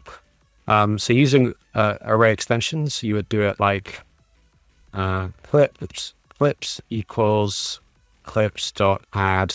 Oh, and you can see when I do this, a lot of them are from the extensions. So you go to the page, you'll see them all. But one example of it is just add clip. So you see how simple that is, just to add a clip to our clips array. Doing that manually requires looping. It may require looping for arrays. It just requires hoop jumping and sort of specific knowledge, and it's not worth it. So this is very useful. So another useful thing when you come to actually publishing your world is you want to obviously get the build size down, and also just make sure your VRAM usage isn't too high in the world. The build size of this very simple world is 81 megabytes. That's almost as big as just B Club, and it has a fraction of the content. So just first off, this panel here just shows you some information. So like, here's the bakery thing that I talked about. Hopefully you can read that. So it says they're not set to editor only. As I mentioned, I used to have issues where editor only would cause them not to bake. I'm not sure, maybe they fixed that. Either way, use the snippet that I put in the build script to manually destroy them. So let's come in here. This is a reminder. Start. Okay. Yeah, so this is the build report tab of VR World Toolkit. What's really cool about this is that it shows you all of the biggest files in your world. So you can see what's making up this 81 megabytes. It's a bunch of normal maps. These do not need to be anywhere near as big as they are. You might not even want to have them on your material. They might make very little difference. So it's very easy to use this. And I can cover compression as well. So we come over to here. So we've selected the texture here. And you'll see the properties over here. What we need to do is look at this panel here. We can change the resolution. We can add crunch compression. Crunch compression is really good for the file size. It doesn't affect VRAM. You can just click apply, and it's going to be radically smaller. So sometimes you'll see models, 3D models show up in this list. One thing you can do is, so I've just selected this floor cactus here, this thing here. One thing you can do to make the file size a bit smaller is to introduce mesh compression to the model. So you can see it's off here. Again, there's no readout of the file size here. You'd have to take my word for it. It does bring it down. So with these, like a prop like this, you could probably put it on medium and you might not see any difference in the visual quality. I certainly didn't see any difference there. If you set it to high, you see the texture's kind of shifted around a bit there. So in general, medium is always going to be fine on props. Things like structures, like the walls and the floor, I finally get to show you the seams thing. So the reason we don't see any seams right now is because we don't have any mesh compression on this model. If we set this to, let's say, medium, there you go. You can just see it. I doubt it's going to show up on the video, actually. But you can now see that you can see the skybox peeking through there, because we turned on medium mesh compression. I think you'll also get that on low with these, just when the edges meet, but the verts aren't merged. And if we put it on high, you'll really see. Look at that gigantic gap. So mesh compression, it's useful. Use it responsibly, as I just said. Props, medium, structures, you might not want to use it. Okay, I'll cover easy quest switch real quick. So you can toggle or change various elements in your world depending on if you're on Quest or PC using this tool. So for example, if we just drag the game object in, we have the options for the game object. So we can just say it's not active on Quest, and when we switch to Android here, this is the Quest build. This would kick in and it would automatically disable this game object. What we can also do is we can change the components on things. So we drag in this mesh renderer. You see we have different options. So one useful thing is the materials here. We can switch out the material if we're using a shader that's not supported on Quest or might be, too heavy for Quest. We can change the material here. What we'd do is we would duplicate this material, we'd assign a different shader here, and then just drag it in here. It's very simple.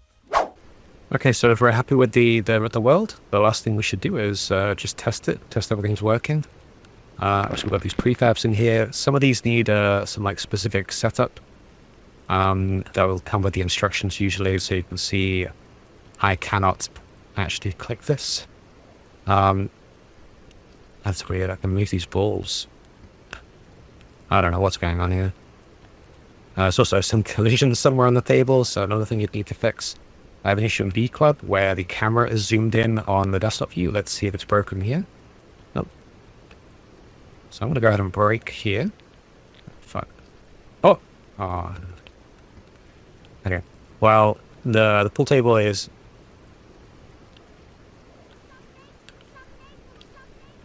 pool tables may be working. If there's an issue with the prefab itself, obviously that's not great, and you'll probably need to contact whoever made it. But anyway, that's cool. Let's test the video player.